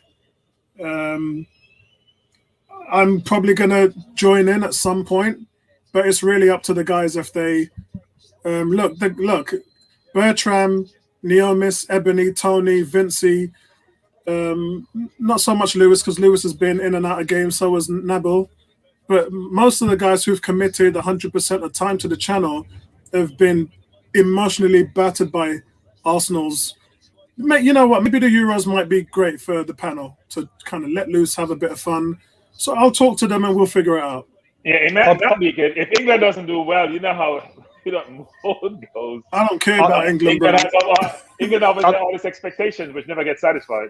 Yeah, I support Italy when it comes to world football, so I'll have my Italian top on.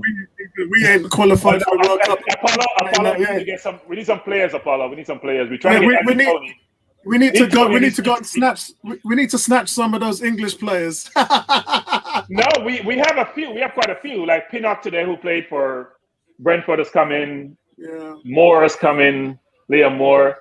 Lowe, who played for Swansea, is also in. Antonio is in. There's a bunch of them.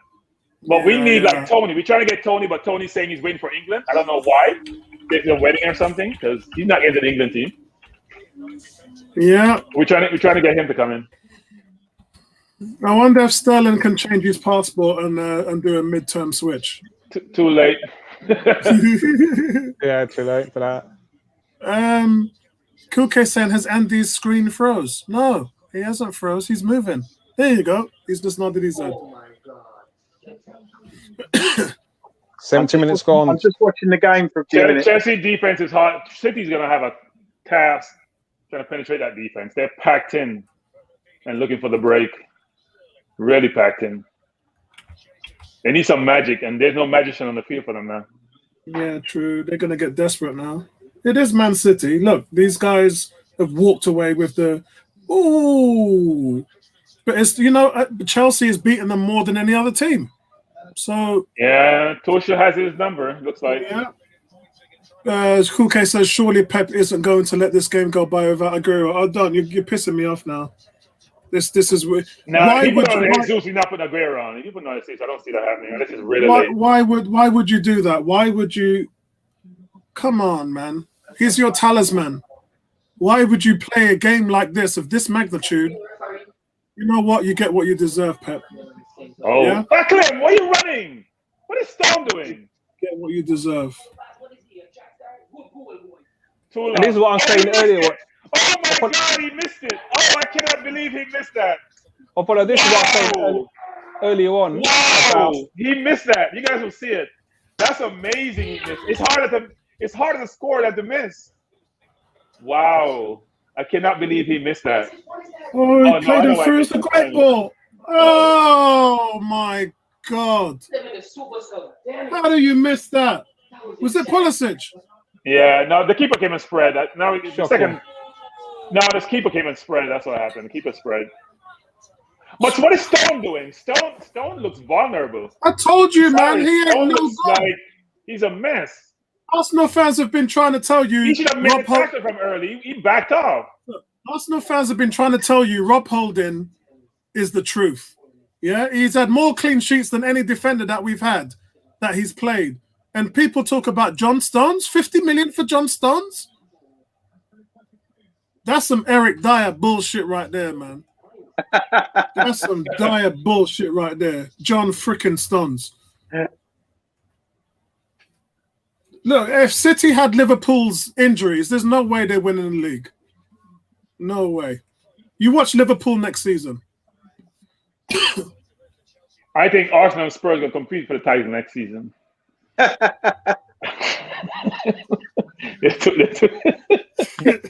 Which title? They have their own title. London's top club. No. London irrelevant. No, what's that one Spurs won the other day? The Audi tournament or something like that?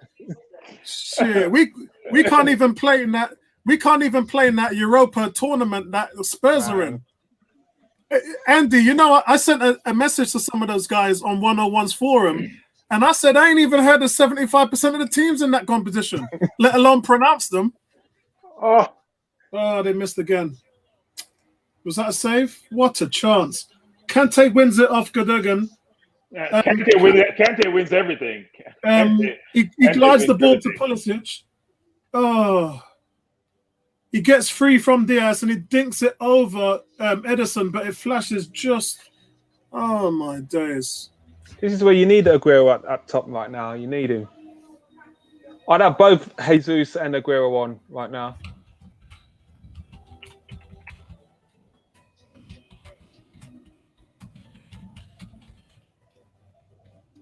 When City lose the ball, every time they're vulnerable, especially in the middle of the park.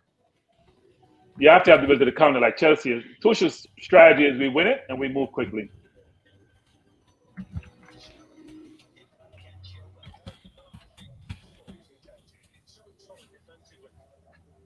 Andrew says, I love a Brazilian. I'm sure we all do, my brother. I'm sure we all do. And Cool K saying, me too, Andrew. Apollo will send you those booty sites for Arsenal games. You should believe, trust me. You guys, we're going to be 10 years into this shit, and you guys still ain't going to make me forget about that. And Andy, if you didn't get the joke, so some of the games, this was when they were charging $14.99 for the games under COVID. And we used to have to send links internally to some of the guys to get game feeds. And I sent them one which had this Brazilian booty page on it. And they were trying to watch the game and all they were getting was these butts thrown up in their screens.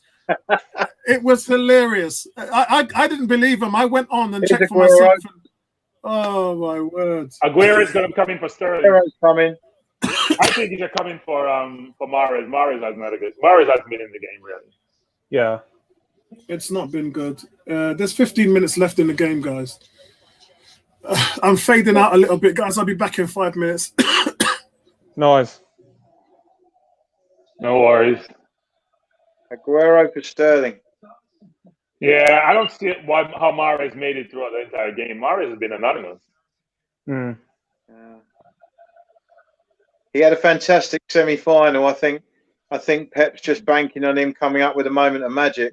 Yeah, possibly. And just look what Aguero's doing. He's been offside, but he's forcing the guys to track him. Well, that's what's going to happen, right? Now he's in the box. They have to play deeper. Yeah. So now Very you smart. can't pack it up to the 18. You got to play deeper. Yeah. So that creates more space between your midfielders and your defense. Intelligence. Which is why I don't believe in a false nine, because you don't have enough room. Just pack it in. This is where, unfortunately, they missed De Bruyne because his ball movement.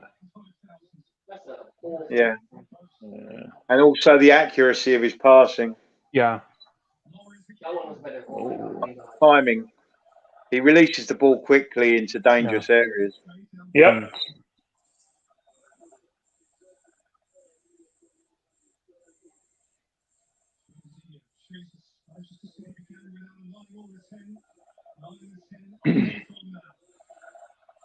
Shocking corner. That's been Mahrez's day. Let's see if that magic comes up.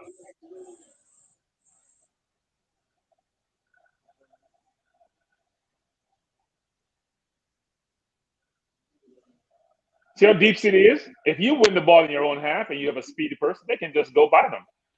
I mean, they're deep in your half. the two center backs. Yeah. So they're very vulnerable to the counter attack. So now Kovacic is coming on. City's in trouble. Has Pep beaten Tuchel all year? He has beaten the season, has he? Who's that? Pep? No. Cool K was saying credit to Apollo for committing himself back to the channel. Yep. Yeah, it's been tough for him. It's been tough for him, you know. I know that journey, but he's loved what we've been able to keep going. And you know, this is his love. This is the way he likes to be, part and parcel, daily. So it's good to see him back. Yeah, I don't see City with a way back. I don't see how they score. They don't even look dangerous.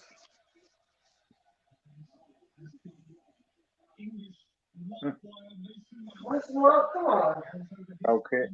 Mount coming out. So Tuchel's going even more defensive. Goal kick. That's the only danger is if City then get an equaliser, he's gone very defensive. Yeah. He's trying to close shop. I can still see City getting an equaliser and forcing extra time. Well, 10 minutes, 11 minutes to go. Surely they're taking off Mount. Wow. City have been here many times before. But they haven't even tested, and they haven't tested Mendy today. Nope. I mean, it's crazy. They haven't tested him at all. I can't remember him making a save. But I still think it was a good purchase for Chelsea to get Mendy. I looked at him a few years ago. He's a solid goalkeeper, solid keeper. Yeah.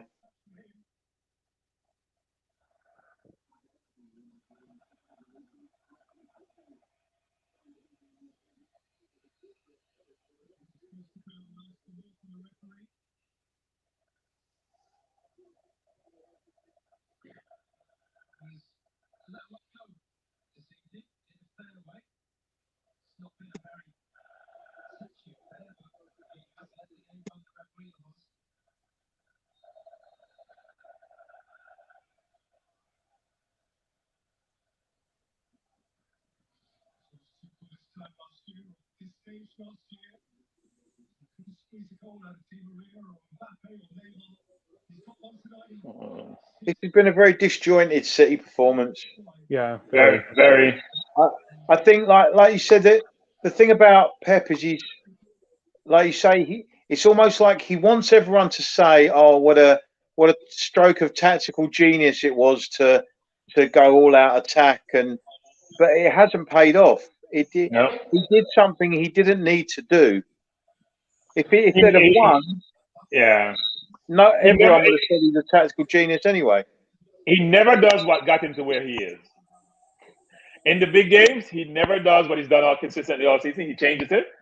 Last time when he lost, he had Fernandinho and Rodrigo playing deep. No, Fernandinho was playing like a 3 in the back or something, some crazy formation.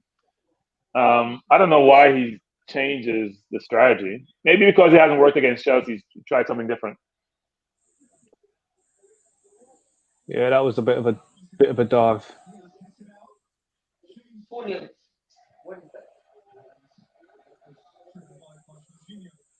But Jorginho's playing the entire game. Wow. So Jorginho makes the pass and get him out of trouble, and Kante does all the cleaning up. I tell you, I mean, even I'm sitting here and I just say to myself, you would never imagine that Chelsea would have been in the position to win this Champions League at the start of the season. They wouldn't have done it. If they'd have kept Lampard, they wouldn't have been here. And you just stop and you think, okay, well, yeah, they've invested in the team, and this is my point about Solskjaer. I'm not saying Lampard's not a decent manager. I suspect he'll go on and have a decent managerial career, and he may come back to Chelsea later in his career and do very well. But right now, if you're managing one of the top clubs in the world, like Man United, Chelsea, people like that, I don't think people like Solskjaer and Lampard are ready to take on those kind of challenges at this stage of their managerial career. Too soon. There's too much involved in it. Yeah. Too much too early. Way too much too early.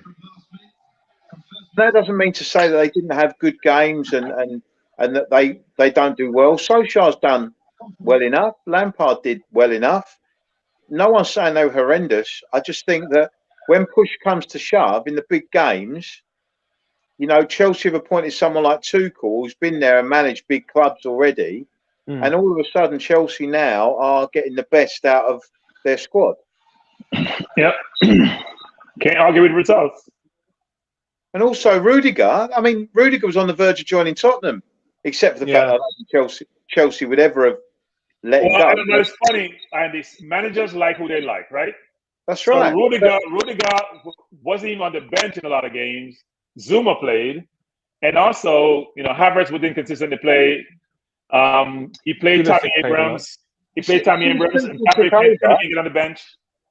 Since Tuchel took over, Rudiger's been the best defender in the Premier League. Yeah, he's been good. Yeah. Oh my God, Jesus Christ! Oh, what half for Aguero? They gotta do better than that. Oh my God, gotta do better than that. That would be your last chance. Okay, sorry about that, guys. I had a little bit of an episode. I better take my medication now. Yeah, Vincey, this med that they gave me last week is called Missan. Missan. Yeah, my COVID caused dysphagia. Right now, I'm having problems swallowing my food. Okay. So, with all the other complications I'm dealing with. If he gets that over Mendy, then they've just got a tap. They're nodding net, empty net. Yeah, it's not playing for a while, right? When you haven't played for a while, Yeah, you don't have that touch on that field. That's probably it. Because he would have done normally. That's a much better pass he's gonna make. So, guys, what have I missed? not a lot. Oh, City coming closer. Coming closer, but no cigar. This is really tight days. Kuke saying credit to Apollo for committing himself back to the channel. Bro, what do you think I was going to do? Andrew saying cheeky. Andrew, who would have predicted both Manchester clubs losing in the final? Wow, what was the odds? I think, what was that, 14-1 or something? I checked on Sky Bet a week ago, and I think it was 14-1, either 14-1 or 16-1. Greg G saying the City bias is just outrageous. Yeah, Aguero is great, but so many players deserve a medal. Silva, Api, Giroud are probably facing their last chance. Oh, Giroud! Oh my God, Giroud! Oh, I'm embarrassed. Ridiculous that this is being turned into a story about one man. Yeah, Giroud getting a Champions League medal. Yeah, I'll sign up for that. But Bertrand believes that City are actually going to equalize. How much time left? Ooh, No, I'm not sure. I can't say that. I can't make that statement. They're getting more pressure, but I don't know. They missed a strike. I always say you got to play that 9. I'm a 9 believer. Hold on, guys. Yeah, Tammy hasn't really played it. Tuchel doesn't fancy it. Tammy doesn't fancy Zuma. Managers like who they like. Actually, I heard Tammy Abrahams is being linked to. Oh, what club was it? West Ham. He's been linked to West Ham. He's linked to a number of clubs. Was it West Ham? We mentioned with Spurs as well, but I just can't see it. I think it was Spurs. I heard. If you lose Kane, then possibly he's much cheaper, and you'd save some money to buy other players. He probably costs about 30 million. You probably can get a discount in COVID period. Plus, he's not being played. Chelsea won't sell to us. But if you sell a Kane, he'll sell to you. and we won't sell to them.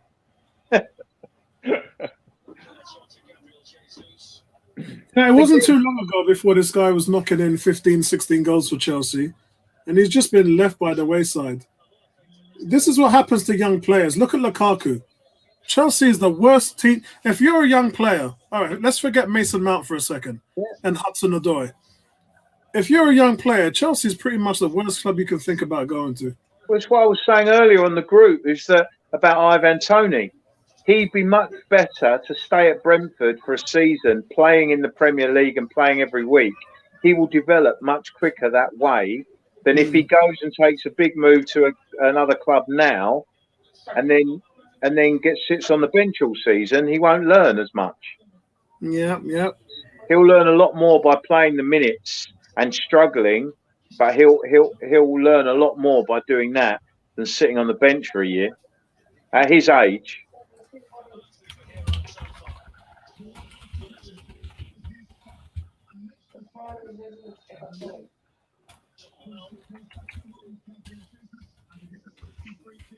It should be a decent about 5 minutes at a time because we had De Bruyne injury, so that should be a decent amount of time.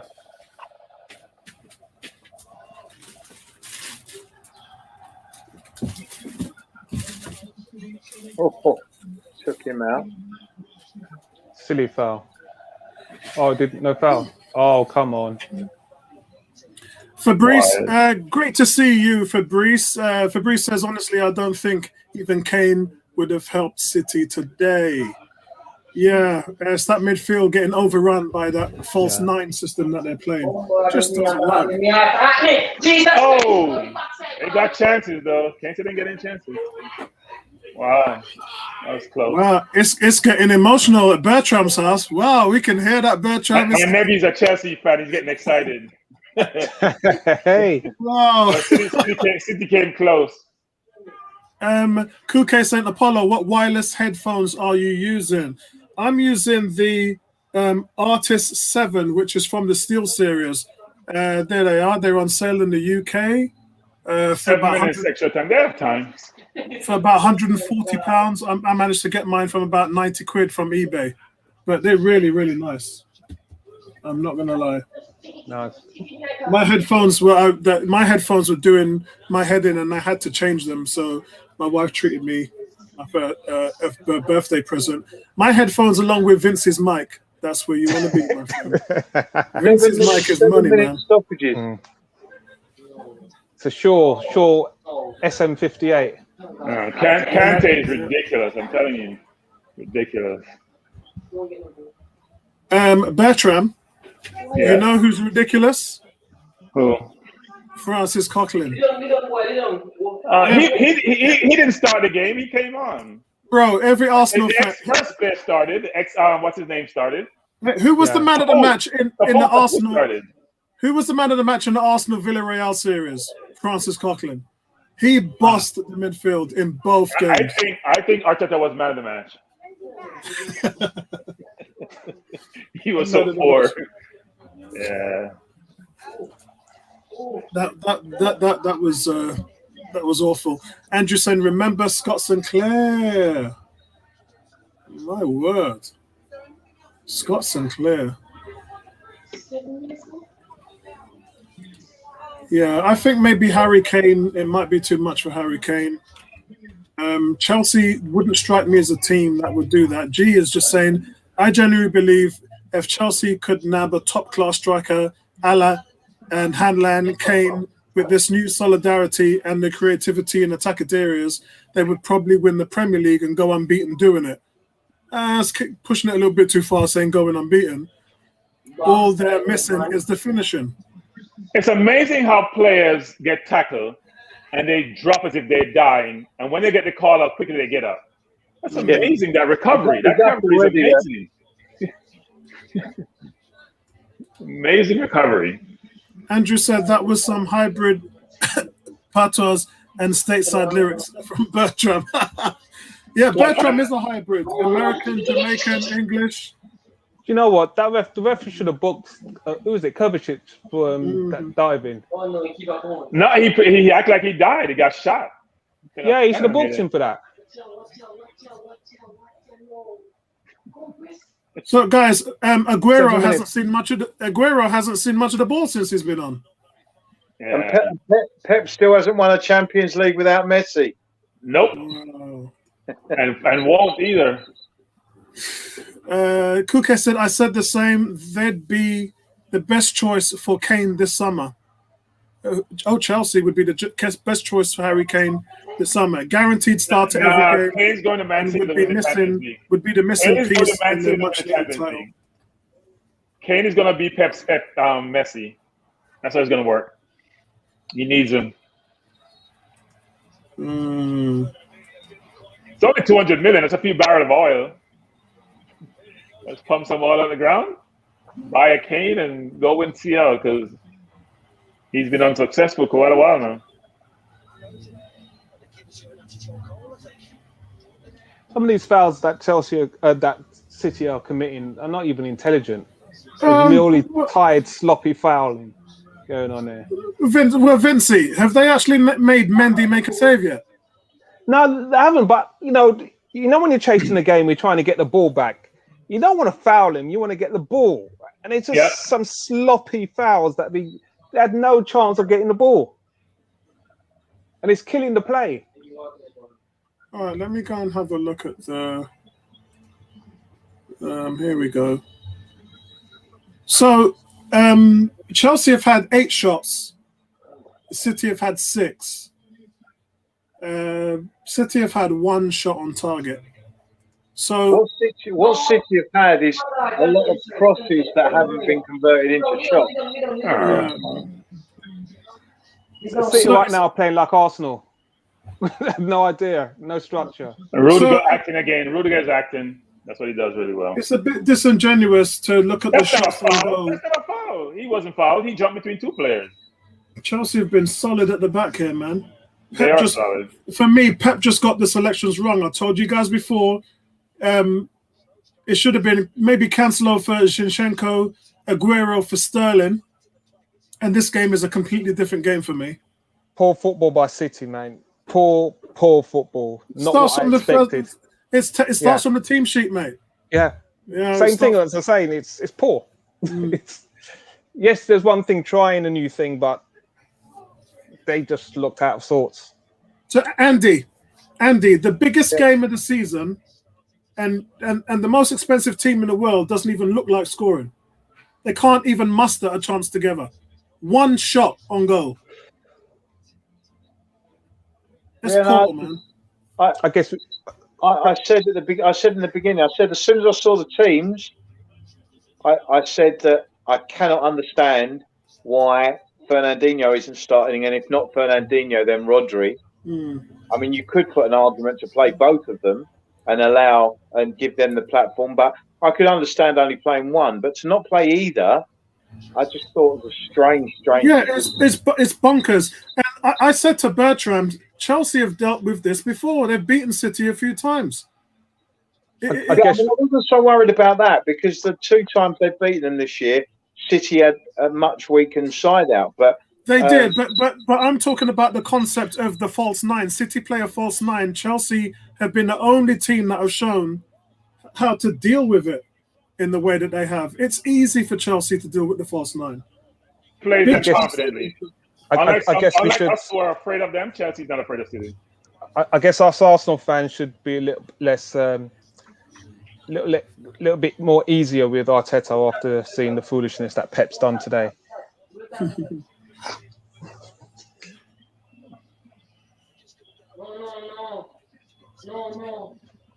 So, guys, who's your man of the match today? Who's your man of the match? Mason Mount for me. Chelsea won. Pep loses again. Wow. Yeah.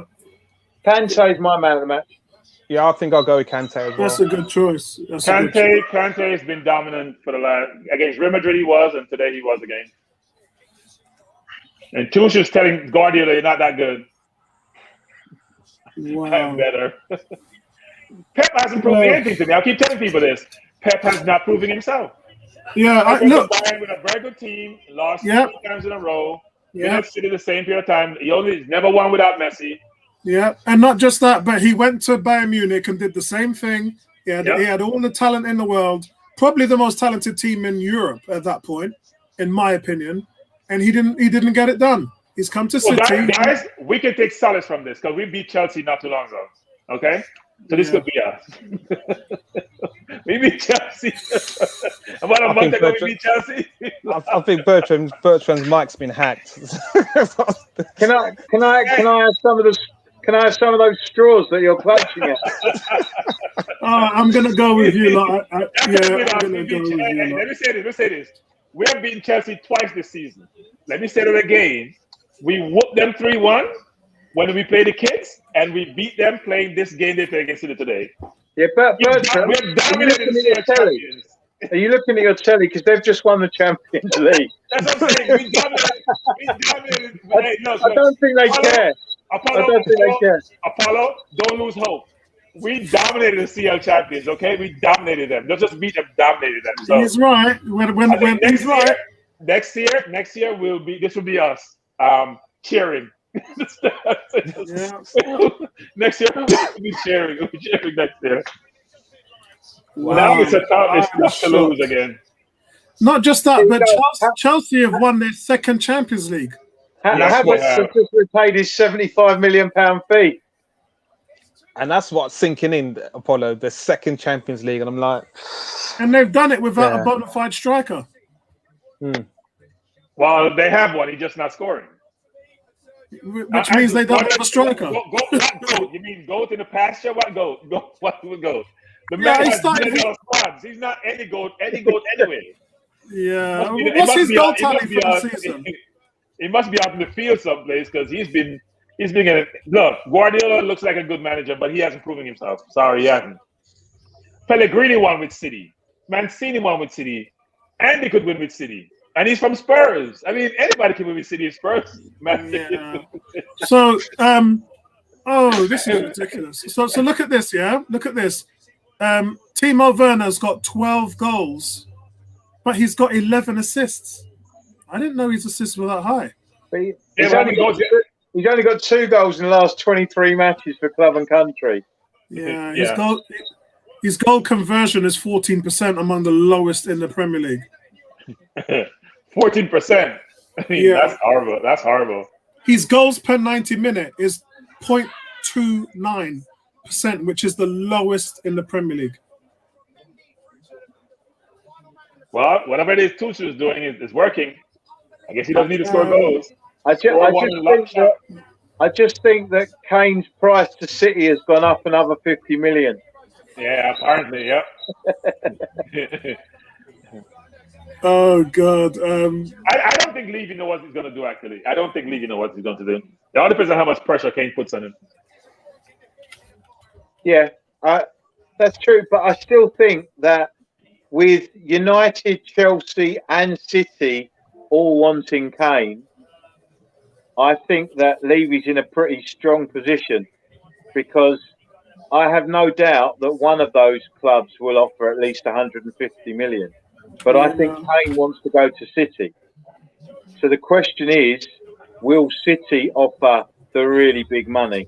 And if they do, then maybe you'll see Kane go. So let me say this. So I think Kante must be the best player in world football because he's won the Premier League with Leicester, he's won the Champions League with Chelsea, and he's won the World Cup with France. Not doing anything bad, actually. He's the key in all of those teams. So congratulations to Chelsea. City were almost as bad as we were in the semi-final against Villarreal. G saying, I've seen some managerial bottle jobs in my time, but wow, Pep, that was the worst I've seen in a long time. Greg G again says, how entirely predictable. I thought City had finally overcome their Champions League mind F, but it seems the bottle job just happened a bit later this season. What an entirely underwhelming performance. Said it before and I'll say it again. They will never win it, and this is evidence. If it didn't happen tonight against this Chelsea team, it's never going to happen. So I'll say this. Styles makes fights. Styles makes fights, and Chelsea has figured out how to play City. And they've done it really well this season, and they've beaten them in 2 competitions. Yeah. And what they do is they play counter-attacking football. They play it really, but they can keep the ball. A lot of teams who play counter-attacking like Leicester don't keep the ball really well. Yeah, I said it to you when we kicked off, Bertram. I said the one team has been able to nullify this ridiculous false 9 system and believe me, I call it ridiculous because Arteta can't play it, is Chelsea. And you've gone into a Champions League final against a team who's nullified your formation. There's no change. It was almost like Pep Guardiola just pointed his chin out and said, "Go in here, you take a first whack." Well, I mean, you're playing a false nine with people who are, I don't know. It's. I don't believe anything false can be good. Anything false can be good. Let me just say that it's false, it can be good. GK, really good. GK, really good to see you in the chat. GK says, "Nah, Pepe is a fraud." It says, "I rated Pep highly. Highly is the best. I've never rated Pep. As far as Pep and Jose Mourinho have been." As managers, have had more money to spend than any managers in history, and we talk about all the stuff they've won. Well, no, I would say it's Jose though. Jose won at Porto. Jose won at Inter. Bro, so that was a long. That's a differentiator. Which is Pep has had money everywhere he's been. Barcelona, Bayern was the best team in Germany by far, and won the Champions League after he left. Immediately after he left, right? So think about it. They won after he left. So maybe he was a detriment. That's a good point. I'll take that. Mancini won with City. Pellegrini won with City. He spent $1 billion. Sorry, he's not doing it. Is Andrew saying that Levy's going to be sold to Arsenal? Because I'm quite happy for Levy to go to Arsenal. Oh, Jesus Christ. Oh, he could be sold to. Oh, you mean Kane sold to Arsenal? No, we gave away Kane a long time ago. We realized Spurs needed help. Well, Kane can have Levy. We gave Kane to Arsenal. To Spurs a long time ago, but even Kane can't save Spurs, and he just realized it. We gave him a savior, and he can't save them. So he's not coming home. He's left home for good. He's gonna go to richer pastures. Kane is gonna make $400,000 a year, pounds a year. You know, he's going from what 200 to 400 minimum. Yeah. So Vincey, both Manchester clubs losing finals. Yeah. And poorly too. They both didn't perform. Both Villarreal ball team. But you know what? We should feel good about that, actually, Apollo. We lost to Villarreal, and Man U lost to Villarreal. So we should feel good that, you know what? And we beat Chelsea. You know what? It looks looking better, Apollo. Let's just put the positive spin on this. We have beaten Chelsea twice this year. We have beaten Man U once and drew with them. They were in the final. We haven't played well against City or Liverpool for 6-7 years, so that doesn't matter. Put that out. We'll never play well against them for the next 4 or 5 years either, because they're just getting better. And that's not our style. But you know what? We're going to get some money. The Cronkies will invest, and we'll do better. We'll GK says, midfielders. GK says, we are a small club. Kuke, Aguero ending his career with no Champions League. Actually quite sad. Pep has blood on his hands. Oh, that's dramatic, isn't it? Yeah, let's not overdo it. Blood. G goes on to say, Apollo, oh well, I guess that's another 200 million worth of transfers in the summer for City. That might buy them Kane. They need a centre back. They need someone to replace John Stones.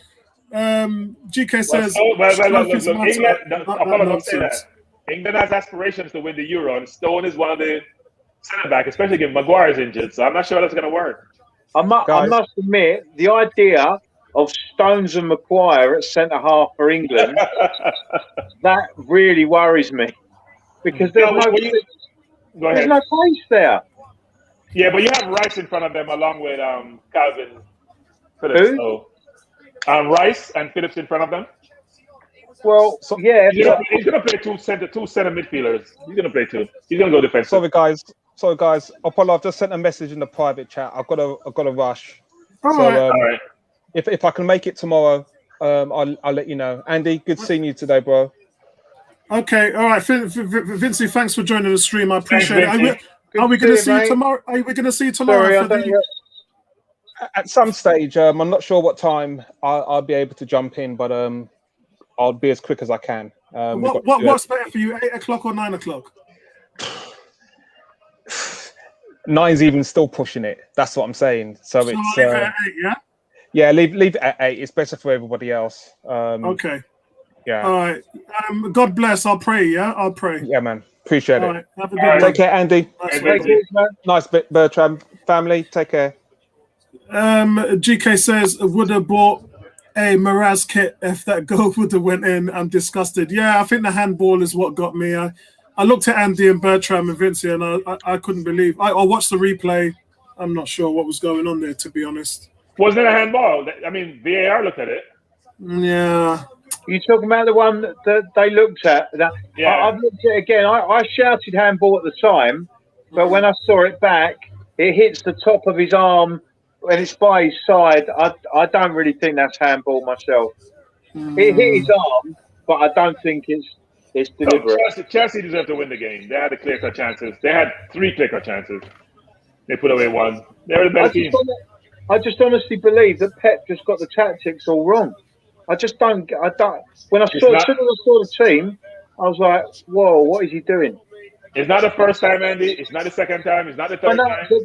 But this is what Pep has had a history of doing: is that in big games, he seems to want to make some unnecessary change in order that if they win, people go, "Oh, what a tactical genius he is." But then the tactical change he makes, they're not used to playing it, and it ends up backfiring. I don't get. They've looked so strong in the semi-final. Just send out the same team and play the same way. Yeah, I would agree. I just don't get. I don't get the idea of going all-out attack when you don't need to. They just left themselves open. It was a very strange decision. Yes, it's not good. The guy's won, 8 of the last 12 domestic trophies, but he seems to make some baffling decisions in big European games. When he was at Bayern, but Andy, you know why? Because these are tournament games, right? The league, Andy, this one's for you. But the league is 30-something games. So Chelsea Champions League for the second time, beaten more times than any other team. Wow, he has Pep down, doesn't he? He's Pep's daddy. He's Pep's kryptonite, as we would say in the comic book world. He's his kryptonite. He is. Wow. GK said, I said I didn't like the lineup from the start. No defensive midfielder, no striker. I 100%. Bertrand, what did I say to you? Yeah, but that's Pep, right? He does it all the time. Nothing new. If he played the same team he's played all year, the Champions League, no one would say anything, right? Everyone would have said, makes sense, consistent, that got him there. He made a few changes, and that hasn't worked. Well, it was a tactical masterclass, and he's done it to him twice before, and he's doing it again. Yeah, so that gave Tuchel another year, doesn't it? So now he has 18 months because he's getting fired. If he doesn't win a game next year, he's getting fired in 18 months. So he's giving himself an extra year. Yeah, you know how that means. You got to have ball winners, though. Yeah, and that's the reason why I told Charlie Watts today that we need to sell Xhaka. We need a ball winner who can play next to Thomas Partey. Why? The problem is, Mourinho wants Xhaka at Roma, doesn't he? Yeah, he does, and hopefully he'll get him. Yeah. I love Marino. Give us 25 million, Marino. You can have him. Give us 25 million. Yeah, you can. They only bidded about 15 million, and that 50 million is not going to get it done. So no, get 5. You know what? I'm not being greedy. Give me 5 add-on. We take it. I'm hoping Mourinho buys Dyer, Sanchez, and Aurier. No chance. He doesn't want you. Mourinho's going to be the flavor of the month right now. Andrew said, I guess Pep had Messi to get Barcelona out of trouble. He does not have that type of play. He can have Messi if they want. They don't have to get Kane. They can go and get Messi. Yeah, but Messi's not the player now that he was 10 years ago, is he? No, he's not. He doesn't have the legs.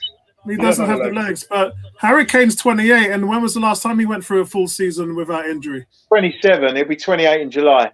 Yeah. Yeah, he's getting up there, As you hit the big 3-0, 200 million for 28 years old, I wouldn't pay that. The problem is, look, Kane's injury record's not great, and on top of that, when he's out of the team, their record's actually better. We talked about this before with Andy on a few streams. D, well, listen, nice one to see you, D. Thanks for your support. I'm thanking each and every one of the guys in the chat individually because it's been tough. 5 months I've been away, and you guys have still come here and shown your commitment to the channel and kept the panel members busy with your thoughts, your opinions, and your views. And I respect that. and you could have easily just gave up on the channel and said, and I actually know people who've inboxed me and said, Apollo, I'll come back watching it when you're back. And if you'd have known anything, I've been here all the way through. You know, Bertram's been running the show. Ebony's helped out Tony in a big way. Neomis as well. These guys have had to lead the charge, but I've been behind the scenes every single step of the way. So thank you very much, D. D says, "Sup guys, good to see you back, Apollo. No doubting anymore. Chelsea are the biggest team in London. Pains me to say that." I agree with you, but I won't say it. I'll keep that on the down low. I know it. I've always known. I think Spurs have the biggest stadium in London. That's important. By 1,000. Spurs have the 61,000 biggest stadium. capacity. Anything to outdo the North London rivals. Oh dear. They've just lifted the trophy, guys, Chelsea. So listen, look, well done. A Tuchel masterclass today. Wait. So if you're PSG, how do you feel about this? So you fired Tuchel and he went someplace and won the Champions League. That's amazing. That's bad. That is bad. That is... I don't even know what to say, man. I mean, PSG. This is what they've spent money to do. Win the Champions League. Man City and PSG. GK said, didn't watch the ceremony. Pep is a disgrace. Now I've got to turn my back on him. Oh, Lord. Unbelievable. Unbelievable. So Pep won't live this down for a while, actually. Yeah. Pep, all the accolades he gets, he's going to get a lot of grief. Mm-hmm. He may even retire. He made a statement a few days ago saying he's not going anywhere. Yeah, I know. You can always say that until you feel the emotional pain of losing and can't get over the hump. He hasn't won without Messi. He's like Belichick. He hasn't won without Messi. I mean, the owners aren't exactly going to... He's won domestic trophies galore, but he hasn't won the Champions League without Messi. Yeah, no, the domestic trophies don't matter because you know what? City was winning that before he came. It's like when he went to Bayern. Bayern was winning before he came. City was winning before he came. He came to win the Champions League for both of those teams, and he failed in both instances. Now, he may do it next year, but I don't know. He needs a left back. He probably needs another centre half. He needs a centre forward. His team has gotten 1 year older. It's not easy. Liverpool is going to be better next year. Man U is going to be better next year. So let's go through some facts. Chelsea are the third English side to win the Champions League on 2 occasions. Liverpool and Manchester United have also done that. Chelsea have lifted the trophy in 6 of their 7 major European finals in their history. Oh, Lord, that's like us in the FA Cup. Yeah, but we lost to Chelsea in one of those finals, didn't we? Yeah, we did. Yeah, I think that's what they were saying. In European competitions, Chelsea's record is impeccable. Man City's Pep Guardiola has lost more matches against Chelsea in all the competitions than any other club. That's 8 games. Wow. Well, did I think the game was entertaining? No, because it don't look like City got any. City didn't get it right. They wet the bed. You know what? I'm going to give Tuchel credit. I'm going to give the other team credit. They have a person in the middle of the park who covers for 3 people. That's what we need. That's why I keep telling people that's what you need in your center midfield. Yeah. Like Handy has Oiberg, but he doesn't cover enough ground. He's good. He's tough and hard, but he's not the fleet as a foot. And he plays one way. He can't get you going forward. We're no different with Xhaka. Xhaka can't run to save his life. Decent pass with his left foot, but he can't run. KDB, as GK said, nowhere to be seen. Where was he? We talked about this morning. We talked about Raheem Sterling. Lost his place in the team. Hasn't been involved as a first choice. I said hello to Bertram today, and the first thing I said to Bertram is, "Oh my God, Raheem Sterling's playing. Why would you play a player who's not in form, who you haven't been playing?" Everything was wrong today for Man City. I think it was fair, but his players didn't turn up, right? Morris didn't turn up. I'm surprised Morris was on the pitch. Morris was anonymous the entire first half. Not more involved in the second half. Jesus was more involved when he came on in a very short periods. But his major players, which is De Bruyne, Gundogan, Sterling was starting, Mahrez, they didn't turn up. They didn't turn up. Poor old Frank Lampard. But Andrew says, Yeah, imagine I know. It City makes by Lampard Xhaka. looks really bad, doesn't it? Every time Tuchel It wins, does. Lampard It looks does. worse. Yeah, it does. It does. Unfair, but it's a fact. And where does Lampard go from here? That's my question. Imagine Man City I buy think Xhaka Chilwell and win the get ahead of Champions Shaw League. in England team now. What's that? Chilwell get ahead of Shaw in the England team now. He Champions should, League. actually. But you have three players, right? There's Mount, there's Chilwell, and there is Reece James. You got three possible starters from the Champions League team and the England team, so that's a good thing. Yeah. G said, from what I saw, Chelsea played like a side under less pressure. Maybe the FA Cup final loss and nearly dropping out of the four center their minds a wee bit. A wee bit. You're an American. Why are you saying we? Maybe Tuchel used last season's final experience to his advantage. Possibly. We? Where did you get we from, G? That's some crazy shit. Pennsylvanian saying we. No, he's no longer. He's moved to the other side. He's British now. No longer American. He's no longer American. He's totally British. Oh, dear. Anyway, guys, I'm going to call it a night. Good to see you. Excellent, Andy. Andy, Friday we'll come back and we'll do our wrap up for the end of the season, and we'll name our Premiership 11. I think that we're. Andy, one thing you don't know, Andy, you will have a very busy summer. You won't be devoid of news. You'll have a lot of news, a lot of activities in your club. No, I know. I'm aware of that. Yeah. Guys, we'll have to figure out what we're going to do on a Friday. Whether we just do transfers or whatever. We'll be able to play about with it a little bit and have some fun. Are we going to do like a Euro preview or anything like that? Probably. I think that might be the best thing to do. But yeah, we'll definitely keep ourselves busy. I think that's a good idea. Covering Just let me know on the chat what we're going to do. Yeah. Okay, mate. Well done. Thanks for joining us today, mate. Take it easy. Right, See you later. G is saying my mother is Scottish. Yeah, I knew that. You told me a year ago. But hold on. Okay. Oh yeah, Scotland went to Pennsylvania in the 70s or something. Yeah. Okay. Yeah. Okay. And voted for Donald Trump the first time around, but not the second. We got that. Yeah, we got that, but not the second time around. D says, I knew Chelsea would win it. Peace out, guys. Peace out to you, mate, and thanks for your support as well. Any final comments, Bertram? What's your thoughts on the game overall? It wasn't what we expected, right? We all got juiced up for a very entertaining final with City dominating possession and putting Chelsea under pressure. What we saw with a City team devoid of ideas. Pep does what he normally does. He makes changes which are baffling, gets it wrong, and he spent a lot of money to be always finishing as at least this time he came second. Previous years he didn't make it into the big dance. So maybe next time he'll win.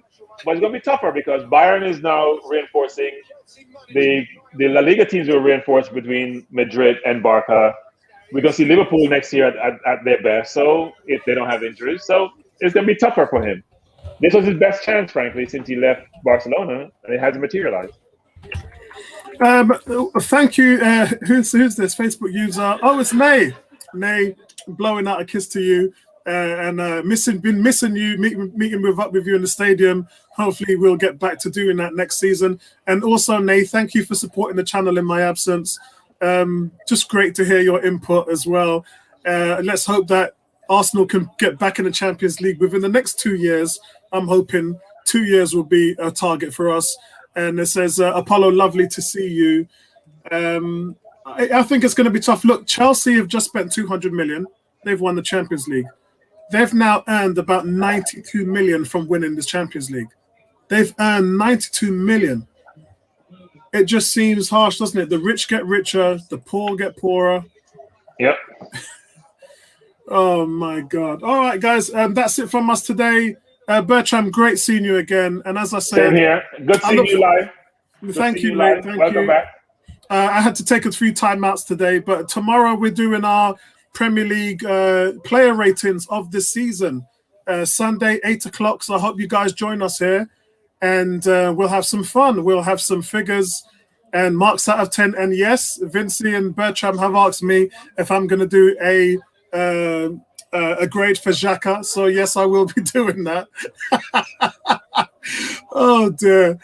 So yeah, enjoy, and we'll meet up tomorrow evening, and I'll see you guys there. Thanks everybody. Appreciate the love. Thanks Bertram, and I'll see you guys tomorrow. Nice one, man.